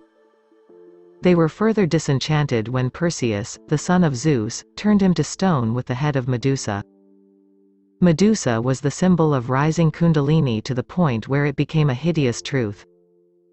Because of her vanity and disregard of the higher aspects of life, the truth was unleashed in a powerful current with the Kundalini rising in its various strains out through her head and hair. She was the symbol of unrestrained truth that was too powerful to look at. Atlas and the entire grid matrix of the Earth were paralyzed into the condition of the false timeline. Perseus himself was initiated into the serpent mysteries and had obtained a seeing eye from 3 old crones. It was a crystal ball of sorts and enabled Perseus to see the truth. Per means through, and is the root of the word perception. This crystal enabled him to see a filtered truth instead of the unrestrained and dangerous truth symbolized by Medusa. Perseus was considered a hero and he corresponds to Quetzalcoatl. His marriage to Andromeda symbolizes the arrival of the red race. Atlas rebuffed Perseus because he was the son of Zeus. The legend has Perseus turning him to stone with Medusa's head, but this is really a hidden reference to the wisdom of the stone or crystal. The stone represents the locked-up artificial grid matrix of the planet, but it also signifies the crystallization of the mysteries of Atlas. This myth represents the horrible truth that had already been perpetrated against the original timeline. The Pleiades were so heartsick at what had happened to their father that they took their own lives and were cast into the heavens as stars by Zeus, who loved them for their beauty. Here they remain to this day, beckoning mankind to learn their secrets. Chapter 35, Secrets of the Pleiades. The 7 sisters were creatures of love. Their nymph-like qualities and inability to be satisfied symbolizes the incessant processes of creation. That no one man could satisfy them only means that their continued vaginal undulations will create further prosperity and abundance to the earth. That they still await in the skies for their romantic partners and wish to share their secrets means that they are ready and willing to be dealt with. New Age thought has promoted the idea that we either should be or are returning home to the Pleiades. Many people respond to this on a purely emotional basis. It is all rather poetic. The lessons and traditions of mythology clearly tell us that the Pleiades are the key to returning to the original timeline. Although the Pleiades were upset with Zeus for his actions against their father, Atlas, they were shrewd in their dealings with him. They realized that he held the power on Olympus, and one of them decided to use her feminine wiles to seduce him. The motivation of this seduction was not to hurt Zeus, but to create a child in an act of love who would carry the truth to all mankind. The Pleiad chosen was Maia, who consummated with Zeus and gave us the god Hermes, known as Mercury to the Romans. Hermes would infiltrate all aspects of human affairs, being the god of commerce, communication, thieves and the occult. Although noted for his mischievousness, he was also a spokesman or ambassador for the gods and was the inventor of the alphabet, music, astrology, measurement and gymnastics. Hermes was identified as Tahuti, the Greek's word as Thoth, by the Egyptians, and as Enoch by the Hebrews. His father was also identified as Jehovah, and his mother's name, Maya, is suspiciously close to that of Mary. Accordingly, he is identified with Christ, who was executed next to thieves in addition to having frequented their abodes. This correspondence only reinforces the link of the Christ consciousness with the original timeline. Hermes also gives us the birth of the Hermetic tradition of mystery schools. It should be mentioned here that the life of Christ as reported in the Bible corresponds exactly to the Hermetic tradition. Whether the story is true or not becomes irrelevant. The account of his life is designed to teach and impart knowledge of how to return to the Father. The Pleiades are a way station. All of this means that the Hermetic tradition is aligned with the Christ consciousness. Before we discuss further aspects of the Pleiades, I will give a brief description of each Pleiad per the Greek myths. We have already discussed Maya, who is probably the most well-known and influential. I have noticed that more than a few women are starting to call themselves by the name, Maya, although they do not usually know of the name's relationship to the Pleiades. The Pleiad Solano was seduced by Poseidon or Neptune and gave birth to a son, Lycus. According to one tradition, Lycus went to Asia Minor and introduced the mysteries of Demeter and Persephone, known as the Eleusinian Mysteries, see glossary. Alcyone was a Pleiad loved passionately by Poseidon, who gave her wide influence over the seas. She is also identified with the winds. Halcyons are periods of calm named in her honor. Traditionally, they occur 7 days before and after the winter solstice. Merope was the only Pleiad to marry a mortal. His name was Sisyphus, who was condemned to Tartarus, where he would continuously struggle to roll a stone up a hill only to have it fall when he got to the top. Merope became ashamed of this union with a mortal and refused to shine in the sky. Merope is the least shining star of the Pleiades. This myth shows the futility of investing in mortal illusions as opposed to eternal truths. It makes one lose their luster. Taygete was pursued by Zeus but was rescued by Artemis, Diana, the goddess of the moon and hunt, who turned her into a doe for a disguise. She finally gave way to Zeus and gave birth to Lacedaemon, whose descendants settled Sparta. Helen of Troy is a somewhat obscure descendant of the Pleiad, Taygete. Asterope is a Pleiad that historians say is overlooked since nothing is known about her. She is a mystery, and the answer to the mystery is in her name. Aster means star. She holds the mystery to the stars, and this is the mystery of all mysteries. This includes the various aspects of the collective unconscious that have been discussed in this book. The Pleiad Electra was also pursued by Zeus, but she hid from him behind the Palladium on Mount Olympus. The Palladium was a statue of Athena's father, or Athena herself, depending on which version you read, which she had brought to Olympus. Angered by this, Zeus threw the Palladium from the heavens and took Electra, who bore him a son named Dardanus, the first king of Troy. The statue was eventually recovered by the Trojans, who considered it the protector of their city. As long as it stood in Troy, the city would never fall.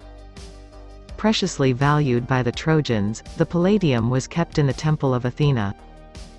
Ulysses craftily reached the temple through an underground passageway and removed the statue from Troy. Only then did the city fall. Troy was set up by Dardanus as a Pleiadian colony designed to teach the Eleusinian mysteries and propagate the goddess, but the fall became inevitable. Electra was so fond of Troy that she withdrew from the other Pleiades so as not to witness its destruction. This is another myth as to why the seventh Pleiad in the sky is said to be invisible or barely visible. It also gives us a new vantage point from which to view the Trojan War. Chapter 36, Troy, a Pleiadian outpost. The major legacy of Troy begins with the abduction of Helen, which is really a story of the struggle for the energy of the goddess. The name Helen derives from Hel, the goddess of the underworld and the daughter of Loki. Helen of Troy embodies the entire feminine principle. She was not only a descendant of the Pleiades but of Perseus and Andromeda as well. Priam was the king of Troy. He had a son named Paris who was left to die in the mountains as his sister Cassandra had foreseen that he would cause Troy to fall. Paris was found by a she-bear who suckled him, thus symbolizing a connection with Orion.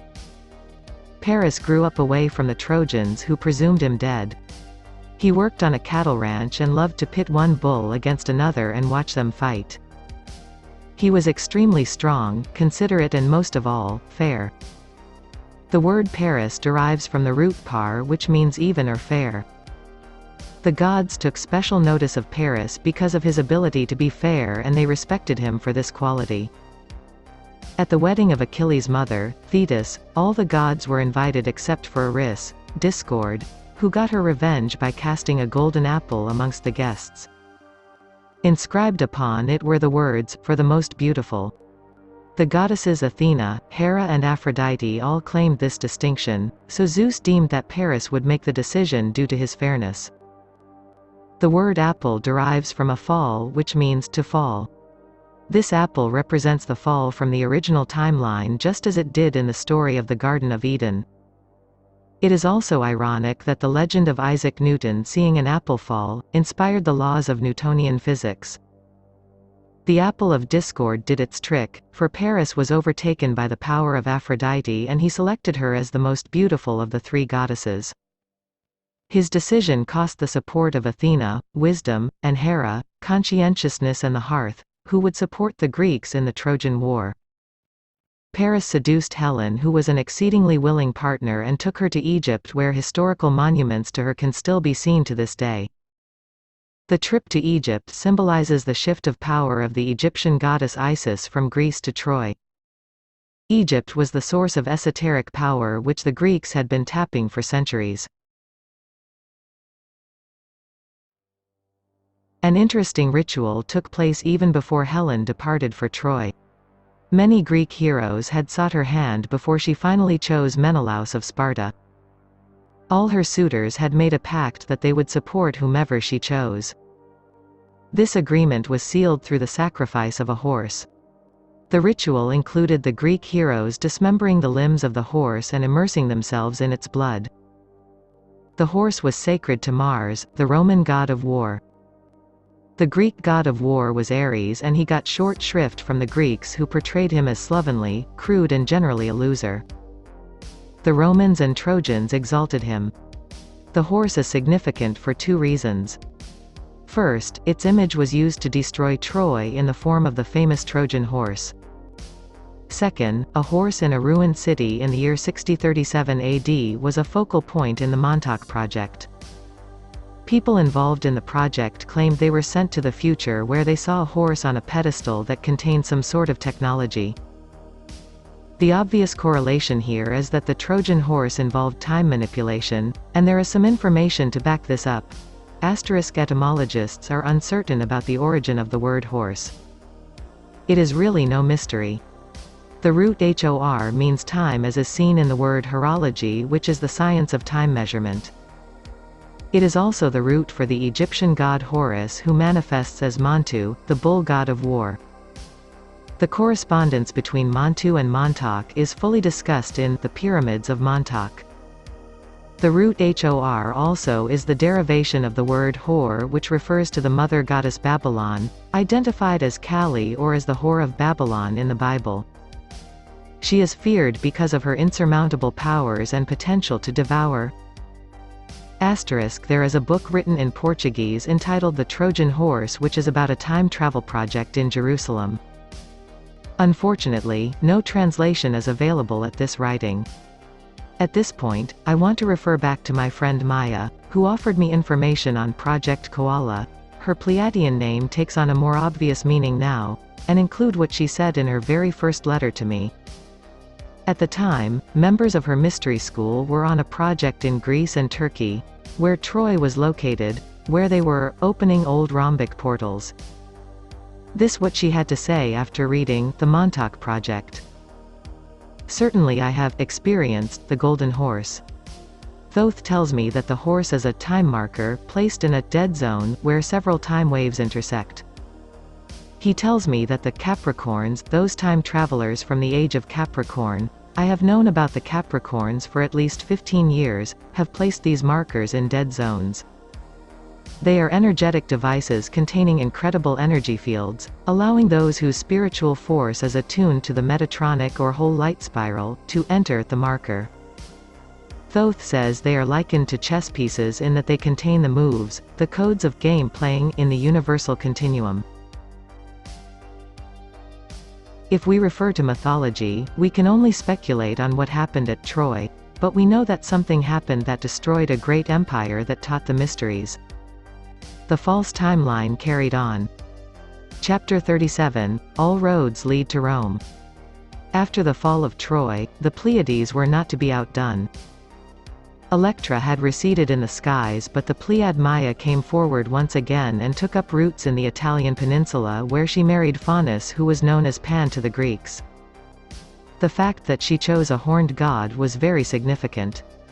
Her uncle Saturn, who had fallen out of favor with the Greeks, had already settled in the same area, and he was helping civilization develop through agriculture. It was a conspiracy to get back to the original timeline. Saturn is not only the god of time. In astrology, the planet Saturn is the ruler of Capricorn. This is why Maya referred to Capricorns as time travelers in the last chapter. If there is going to be time travel in the universe, it will mythologically be represented by Capricorn, which means horn in the head. More will be explained on this later. On the Italian peninsula, Maya became known as Fauna. With Faunus, she had a godson named Latinus, from which the word Latin was derived. Latinus had a daughter Lavinia, who one day burst into flames as she was offering a sacrifice. Oddly, she experienced no pain. Latinus asked his father Faunus about this miracle, and he explained that Lavinia should await the arrival of a splendid warrior whom she would marry. This turned out to be Aeneas, the only Trojan warrior to escape the fall of Troy. Etymologists are unsure of the derivation of this word. It is related to lattice, which means broad, flat land, which is close to the Hebrew word lotus related to lot, which means key. Aeneas was the son of Venus and was raised by nymphs. He was a relative of Priam and Paris, but did not take part in the Trojan War until Achilles stole his cattle. Aeneas was a brave warrior whose fearlessness led him into many dire situations where he was routinely saved by the gods. During the extinction of the Trojans, Aeneas went to Mount Ida with his father and a few loyal followers. This included the Amazons, who had fought on the side of the Trojans. After the war, he took a 7-year journey and stopped at Crete and Egypt, where he was initiated into the mysteries. Hera was still trying to vex the Trojans and sent violent winds to hinder his journey, but the Pleiad Alcyone came to the rescue by softening the storms. Eventually, Aeneas landed in the area that became the Etruscan Empire, which was based upon the Egyptian mysteries. He later ended up in Latinum as king. His descendants were Romulus and Remus, who founded Rome, which was designed to be another Pleiadian colony. The legends of this general time period showed another time god entering the scene in the personage of Janus. He settled in Italy with a fleet, founded Janiculum, and became the king of Latinum. He was the first to welcome Saturn after he had been banished from the heavens. Janus is without a doubt the greatest god of the Roman pantheon, which is remarkable when you consider that Zeus, as Jupiter, was supposed to be the greatest of the gods. Here you have the Romans rebelling against the Greek Zeus. Apparently, they needed a new god, Janus, to show that the correct consciousness of time was the issue. It is all rather remarkable. Janus was depicted as a god with two faces, one heading backward and the other facing forward. This symbolized Saturn's gift to him of double knowledge, which refers to knowledge of the past and future. Janus was also the divinity who watches over doors, because doors have two sides. This has further implications for time as well. Janus was the god of beginnings, and the month of January was named after him. The month of January also includes looking back to the past and forward to the future, a New Year's Eve ritual. He was also a god of the 4 seasons. Janus was also the real first name of John von Neumann, the Hungarian scientist who was the Time Doctor of the Montauk Project. The Roman rebellion against the Greek gods is far too subtle to be an accident or merely a different cultural inclination. It had to do with the goddess and time. The Greek civilization had begun to thrive upon the arrival of the Oracle of Delphi, which was known as a female serpent, the Pythoness. Apollo conquered and usurped the Pythoness. After that, it was said that the Oracle of Apollo reigned supreme over that of the Earth Mother. After the female serpent was vanquished, the seeds of decay in Greek culture began to take root. The Greeks were known as a patriarchal society and were also notorious for their sodomitic practices, which exactly parallels the experiments done at Montauk. The Pleiadian struggle to put the goddess back on her throne was now underway in Rome. The Temple of the Vestal Virgins was established. There were 7 of them, the same number ascribed to the Pleiades. Vesta was a goddess of the hearth and her symbol was fire. Every city was supposed to have its own Vestal Virgins who would maintain the hearth and its sacred fire of freedom and enlightenment. Ray Silvia was one of the Vestal Virgins and a descendant of Aeneas. Her father was Numitor, who was the king of Alba. He was deposed by his brother Amulus, who insisted Ray Silvia live as a Vestal Virgin so that there would be no offspring to overthrow him. The god Mars was a former Trojan ally and he seduced Ray Silvia, which resulted in a virgin birth of twins who were named Romulus and Remus. Her evil uncle Amulus put her to death and threw her body into the Tiber River, which was said to marry her. The twin sons were cast adrift in the Tiber in a wicker basket. Fate dictated that a whirlpool deposit the basket on a bank of one of the hills of the future Rome. The twins were suckled by a she-wolf, which symbolizes the bond between animals and the female. The twins soon found other parents and eventually grew to understand their royal heritage, whereupon they deposed their uncle and restored their father to the throne. Eventually, they inherited the throne and unified the Italian peninsula. They founded Rome upon 7 hills, which again corresponds with the 7 sisters of the Pleiades. Romulus and Remus settled different hills and debated whether their new city should be called Rome or Remora after their respective names. According to the legend, Romulus had built a small wall around the entire city which was easily surmountable. Remus thought this an absurd gesture and jumped over the wall. Romulus considered this an act of contempt and overreacted by slaying his brother. He later felt remorse, this word actually derives from Remus, and gave him a burial with highest honors. This particular myth has some of the deepest implications in our culture. There are various stories written about these twins and their adventures before founding Rome. Some even have Remus surviving, but these versions are very hard to find and have probably been deliberately obscured. The stories of Romulus were often rewritten to suit the political winds of the times. History, even as it related to myths, was a psychological tool used to control the masses.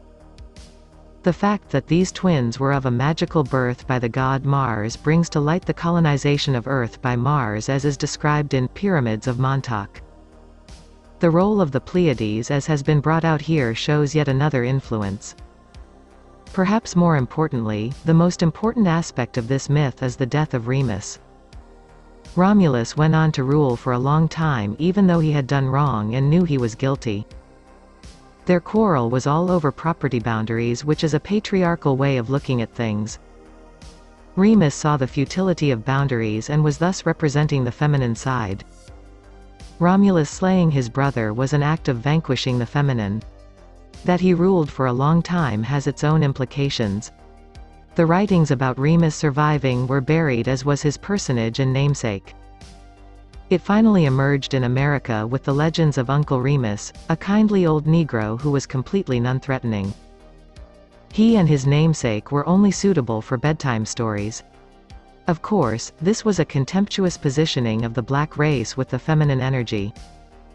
The ruling powers didn't respect either one, which gave rise to a satirical stereotype which subtly expressed their contempt. The etymology of Remus is one of the most interesting I have ever seen.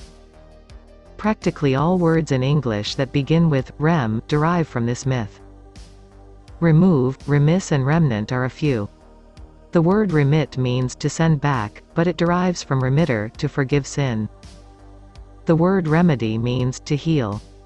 These words imply that there was a deep sense of loss when Remus died. Remus had chosen the name Remora for his city. In modern usage, a remora is a fish that attaches itself to sharks and fish with an oval sucking disc located on the top of its head.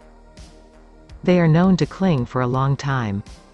This is rather astounding when you consider what happens to a twin when their brother or sister die.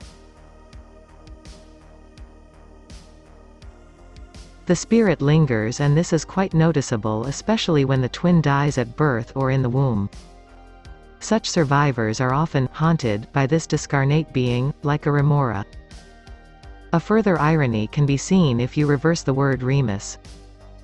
It gives you Sumer, which is the name for ancient Samaria, featured in The 12th Planet by Zecharia Sitchin as a historical center for extraterrestrial contacts on Earth. I saved the best for last. Literally one day before I wrote the final draft of this chapter, a book was sent to me unsolicited which is called Historical Evidence for Unicorns by Larry Brian Radke. It says the word reem in Hebrew signifies a unicorn. Although I haven't read the book, other sources tell me that the unicorn was indeed a real animal who was hunted into extinction because of the aphrodisiac powers in the horn. The unicorn is also the hidden symbol for Capricorn. The spiral horn not only represents the rising kundalini but the vortex via the horse, which was discussed earlier with reference to the golden horse. The horn is located over the third eye. Sexual magic is implied with the horn's aphrodisiac powers. Additionally, the unicorn has been used as the symbol for the Christ consciousness in many different myths. The unicorn is not often portrayed in a down-to-earth fashion, although that is his true nature, being a creature of Capricorn. The unicorn brings us back to another time.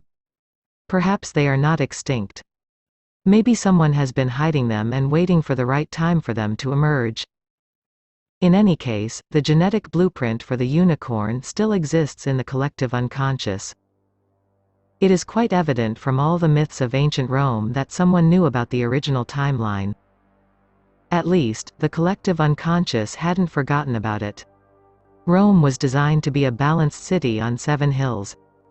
When Romulus established the Patriarchy, the Pleiadian or the Koala movement, whatever you want to call it, had to take a back seat. The way was paved for the Catholic Church, which does not accept the concept of a priestess between God and man. Even so, the Pleiadians haven't given up. The Vestal Virgins still survive in modern times. They are real people with a real agenda. It seems the Pleiades will continue to shine until we get the message. Chapter 38, The Montauk. Connection. In order to fully understand the mysteries that the Pleiades present, we have to consider the sacredness of the bull. We were offered a clue in the legends of Troy when it was said that Paris enjoyed bullfights. Actually, it was his main passion and prime interest in life until the beauty contest came along.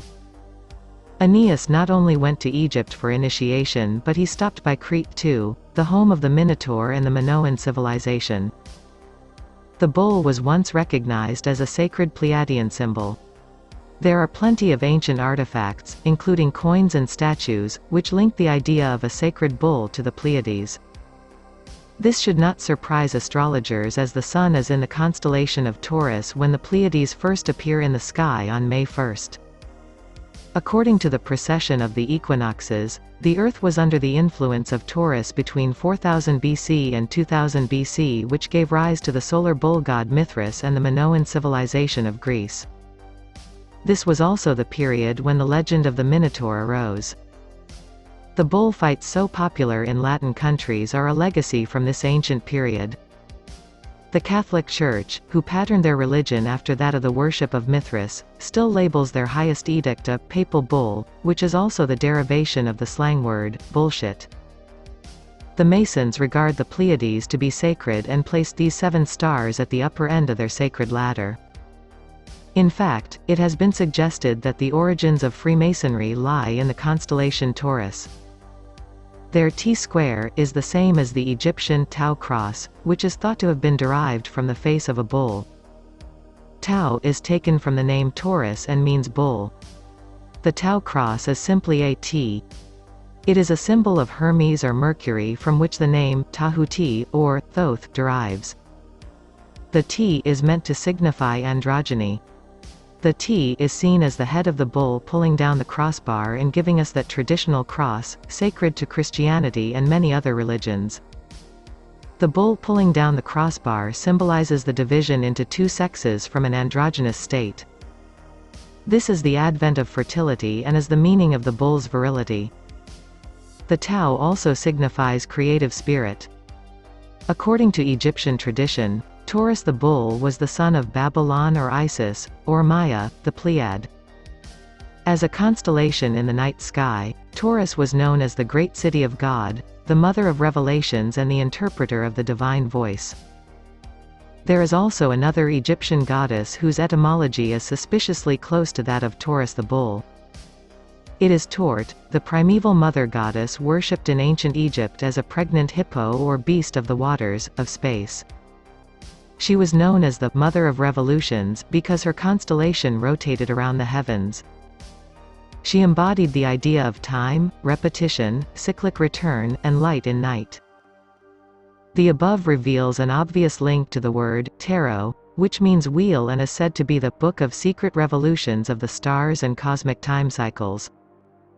This relationship with the word Tau fits in rather amazingly with the word Montauk, which breaks down to Montauke. Mon is defined as God with Tau as per above. The K is just as important in this definition of Montauk. You will see how it corresponds in the following quotation from Kenneth Grant's Aleister Crowley and the Hidden God. The god Montu looks up as you penetrate his realm and gaze upon the secrets of his inner sanctum in ancient Thebes. His patron planet, Mars, shines through the gateway and reflects upon the geometrical processes which represent the matrix of our evolutionary development. K, the last letter of magic, is the 11th letter of several major alphabets. It is attributed to the god Jupiter, whose vehicle, the eagle, is symbolic of magic power in its feminine aspect. It is the symbol of that gigantic power whose color is scarlet, and who has affinity with Capricorn, or Babylon. The special import of Capricorn, the goat, is revealed by its attribution, in the Indian tradition, to the goddess Kali, whose vehicle is blood. K is also the Kung, Ko or Q symbolized by the tail or vagina, venerated in ancient Egypt as the source of great magical power. Magic spelt with a K, therefore indicates the precise nature of the current which Therion, Crowley, embodied and transmitted. Several interesting definitions of the word Montauk could be constructed based upon the above. The revelation of the goddess through her manifestation as the illusion of time is one. For those of you who have not read Pyramids of Montauk, there was a bull-headed god on the cover named Menthu or Montu, depicted on the previous page. He was the Egyptian equivalent of the god Mars, an ally of the Trojans and early Romans. The associations between Montu and Montauk are not coincidental. In fact, it was Aleister Crowley's illegitimate son, Amato Crowley, who first pointed this out to me. His father had not only been at Montauk but some of his major work concerned the god Menthu. Shortly after discovering the correspondence between Montu and Montauk, I met a woman who channeled some Pleiadian information for me. I don't even remember what was said except that I had a vivid dream that same night. In the dream, I woke up in an ornate bed and found a gigantic book, trimmed in gold. It was about 6 feet high and was even more ornate than the bed. There were brilliant metallic letters emblazoned upon indigo velvet which read, "The Secrets of the Pleiades" by Aleister Crowley. Unfortunately for me at the time, I woke up before I had a chance to read the book. I would eventually find a clue when I read that the founder of the Theosophical movement, Madame Helena Blavatsky, was born on August 12, the date on which the Montauk Project, 1983, linked up with the Philadelphia Experiment, 1943. I also remembered that Aleister Crowley had been proud of the fact that he had been born in 1875, the same year that Blavatsky founded the Theosophical Society. Crowley had something very interesting to say about Madame Blavatsky. She was extremely popular in her day and was subject to extreme attacks in the newspapers. As the story goes, she was supposedly caught red-handed in staging false miracles for crowds. There were several reports of this sort of thing, and you can read about them in various biographies on her. Her disciples have sworn that her miracles were real. Crowley made his own observation about all this. He thought that she deliberately staged phony magic acts so she would get caught. Only in this manner could she get rid of the students and hangers-on that were just there for a thrill. The real students would already know the truth extant in her teachings and would be uninspired by any kind of showmanship. It was simply a way of separating the wheat from the chaff. Once the hangers-on left, real learning could then take place and the cream would rise to the top. I do not personally know whether Crowley's comments are accurate or whether she produced real miracles. Her scholarship is definitely worth reading. Blavatsky's The Secret Doctrine is about 1,500 pages and is very deep reading. It is not something I could read from start to finish without entering a monastery for many months. I have noticed a peculiar property about the book. You pick it up and read it when you are ready to assimilate the information in it. If you're not ready for it, it won't even interest you. The book attempts to give the entire rationale for the existence of the universe and how to understand it. As I haven't read the entire book, I can't honestly critique it, but I would say that it is more than amazing. I have been told that her critics seldom criticize her scholarship but talk about her alleged personal life. Sometimes she has been accused of plagiarism, but this is ridiculous because she is constantly using footnotes and quoting her sources.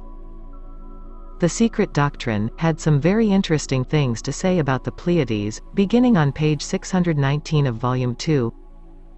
There, we learn that the Sanskrit word for Mars, Kartikeya, is taken from Kritika, the Sanskrit word for the Pleiades.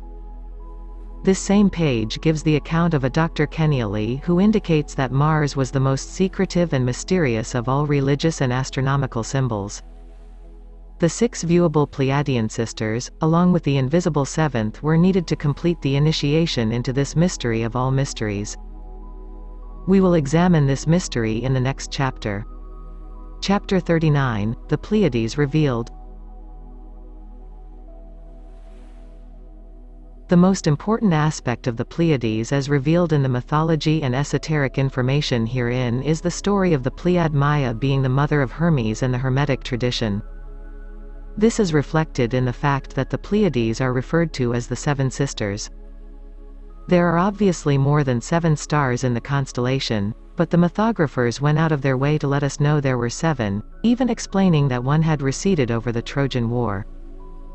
The esoteric reference to the number 7 neither begins or ends there. Aeneas had a 7-year journey. Rome was built on 7 hills. 7 also signifies the generative principle in Hebrew. There are 7 heavens, 7 chakras, 7 musical notes and 7 colors of the rainbow. There are even 7 days in a week, representing the original 7 days of creation.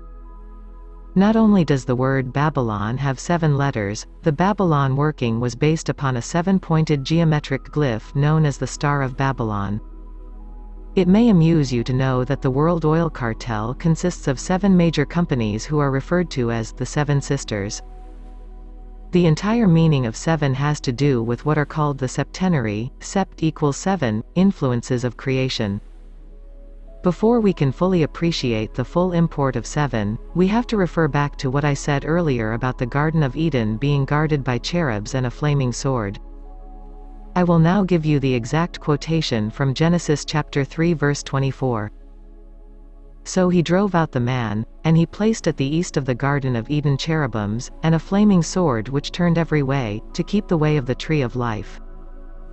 The tree of life refers to the original timeline, of course, but there is also another meaning. The tree of life refers to the mystical Kabbalah or Holy Kabbalah, which could be considered a pathway or many pathways to understanding the dilemmas of this universe. In a work of this sort, we can only touch on it very briefly. The reader is encouraged to study the subject on his or her own. The Kabbalah can best be understood as a matrix or interface that exists between the spiritual aspect and the mental aspects of creation. It has also been identified as the basis of your spiritual and physical immune system.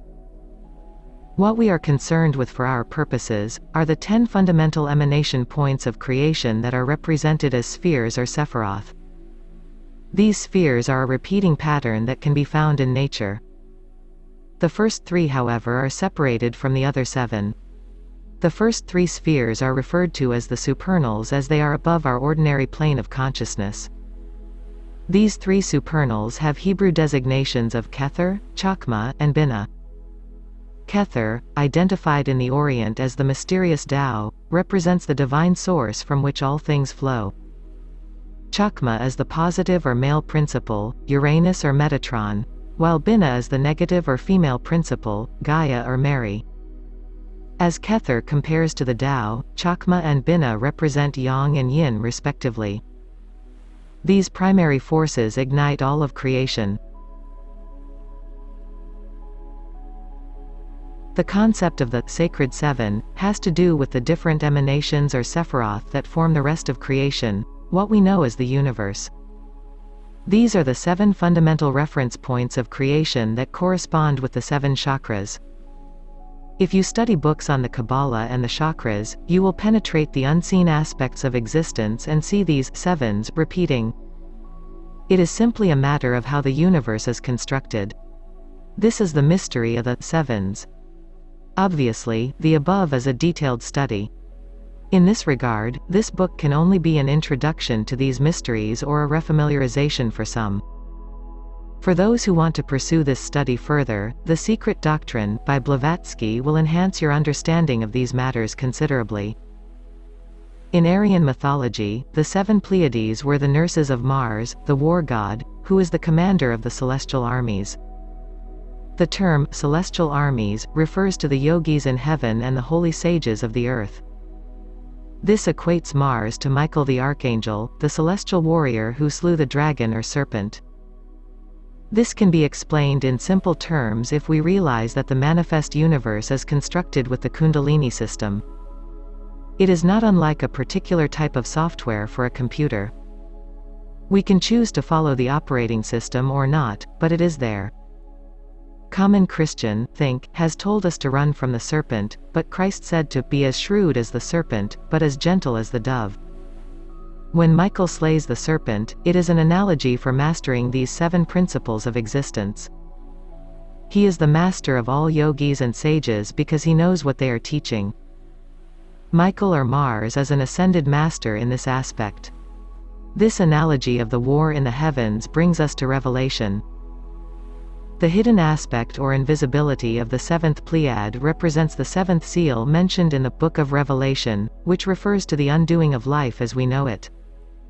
The esoteric teachings about this aspect of the lost Pleiad indicate that all the occult secrets exist in a bottleneck that can be released or not. This is the mystery of the 7th seal. It has also been compared to that of the riddle of the Sphinx, which contains access to the Hall of Records. How and when the information is released has everything to do with returning our consciousness to the original timeline. As Preston Nichols said earlier in this book, if enough people are conscious of what is happening, we will graduate to the realm of the Creator. The Whore of Babylon referred to in the Book of Revelation, signifies the entire subjugation of the material world to the Kundalini system. In Crowley's tarot, Babylon rides the beast, symbolizing the ruling principle of our universe. Whether we like it or not, we live in a universe of division that is ruled by the bestial urges over which Babylon presides. It is the same story as Eve and the serpent. All of this is compactly symbolized in the sexual impulse which unites man spiritually with the material. Aleister Crowley taught what is known as the left-hand path, which is the unification with the Holy Spirit through sexuality. The right-hand path refers to the unification with the Holy Spirit through purely noble methods, as was expressed in the Grail romances. Esotericists are notorious for warning disciples of the extreme danger associated with the left-hand path. The trouble with the right-hand path is that people pursuing it often fall prey to the elements of desire associated with the left-hand path because they have unhandled issues there or have improperly explored it. Students often pursue the left-hand path for the wrong reasons, most notable of which are sex and power. In all fairness, not too many aspirants make it to the top by either path.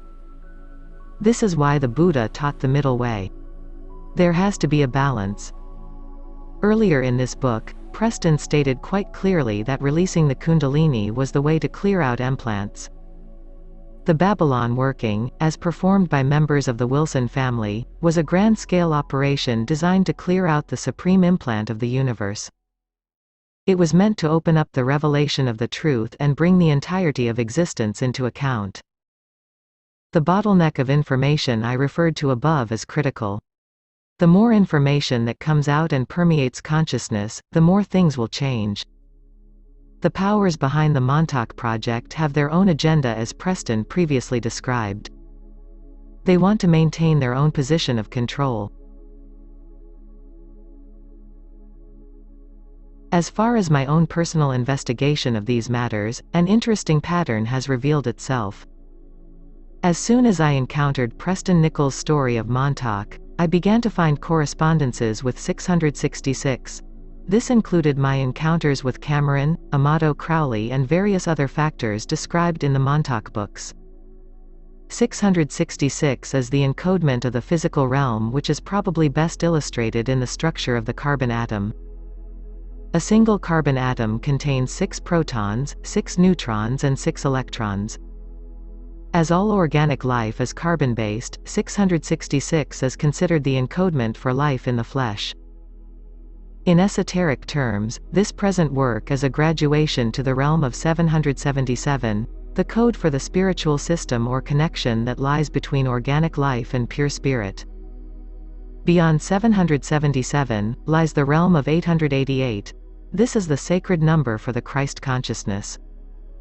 It also represents the infinite.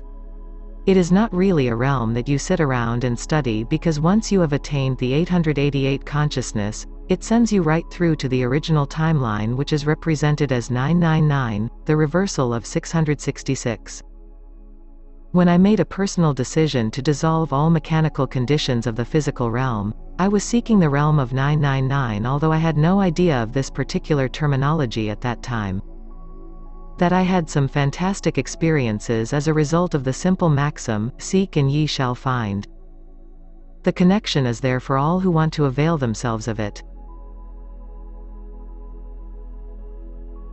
Chapter 40, Lyra and Beyond. There is one other aspect of the Pleiades which should be commented upon before we close out this work.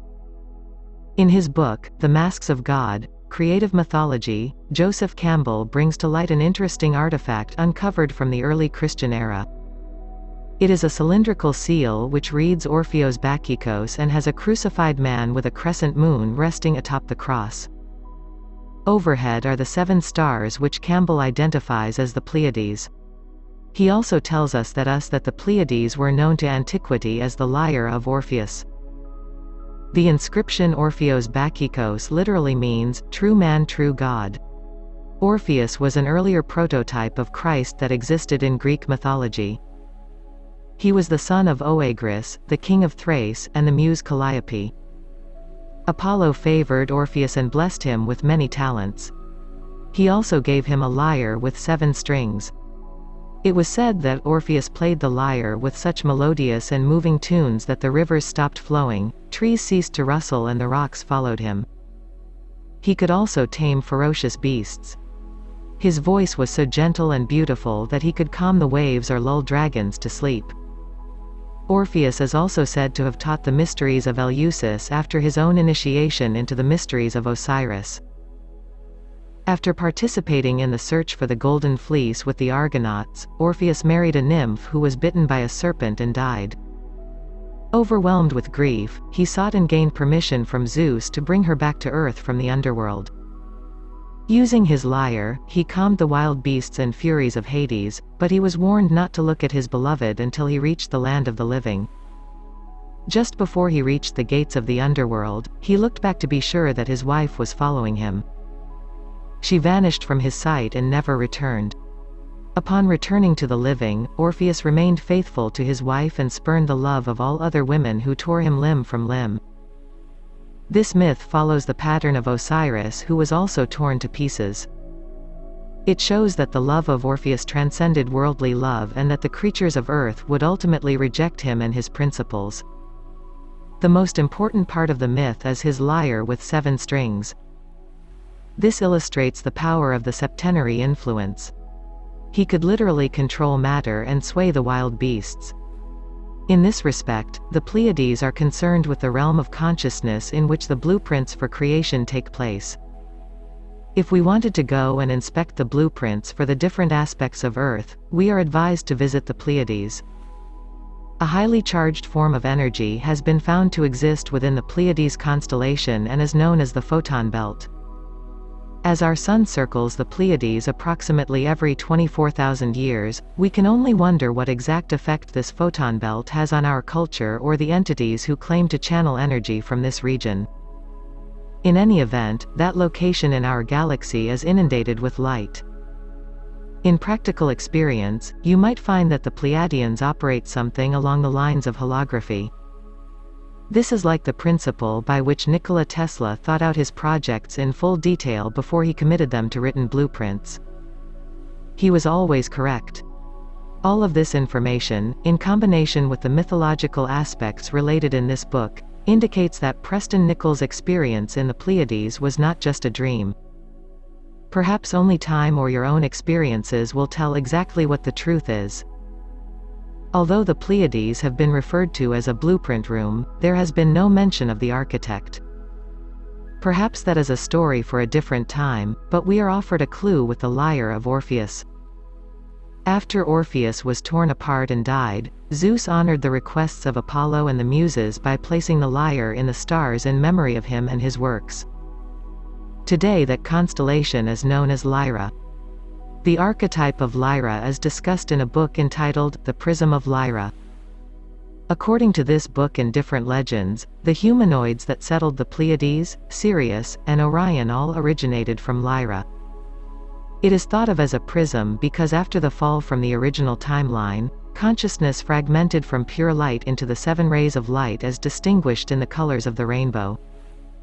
Lyra is thought of as the matrix from which light originated. This brings us to a new subject which should properly be dealt with as a separate endeavor: the study of light.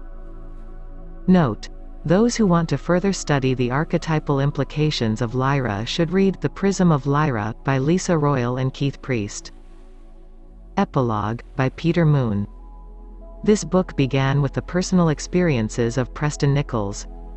The purpose of relaying his information is not only to tell an interesting story but to bridge a gap in humanity's understanding of UFOs and their accompanying phenomena. The purpose of my personal story is to demonstrate the existence of unseen forces of consciousness working to enlighten mankind and how they enabled the telling of Preston's story to take place. All of the books I have written with Preston Nichols are criticized by some for being disjointed, and this one will be no exception. Although I make every effort possible to communicate clearly, there is a reason why the pieces of the puzzle are never in perfect focus. We are writing about phenomena that transcends the 3rd dimension. The phenomena is not part of this realm and the information does not come as easy as finding the maintenance manual for a motorcycle. Obviously, critics and everyone else, including myself, would like everything handed to them on a silver platter as far as transcending the 3rd dimension. My interest in saying all this is not to silence critics but to bring home a very important point. Spiritual evolution is hard work. It is not arrived at merely by reading books. Although books can be a boost, one has to put ideas into practice in order to change conditions. Each person's path is a separate and individual journey. For those who are seeking their own path, clues have been included in this book as to how you might go about it. All you really have to do is consult your own intuition and follow the horizon of your own consciousness. If those words don't ring a bell, then it isn't meant to be rung. In keeping with the above, I would like to end this work with the last words the Buddha was said to have spoken. Decay is inherent in all component things. Work out your salvation with diligence.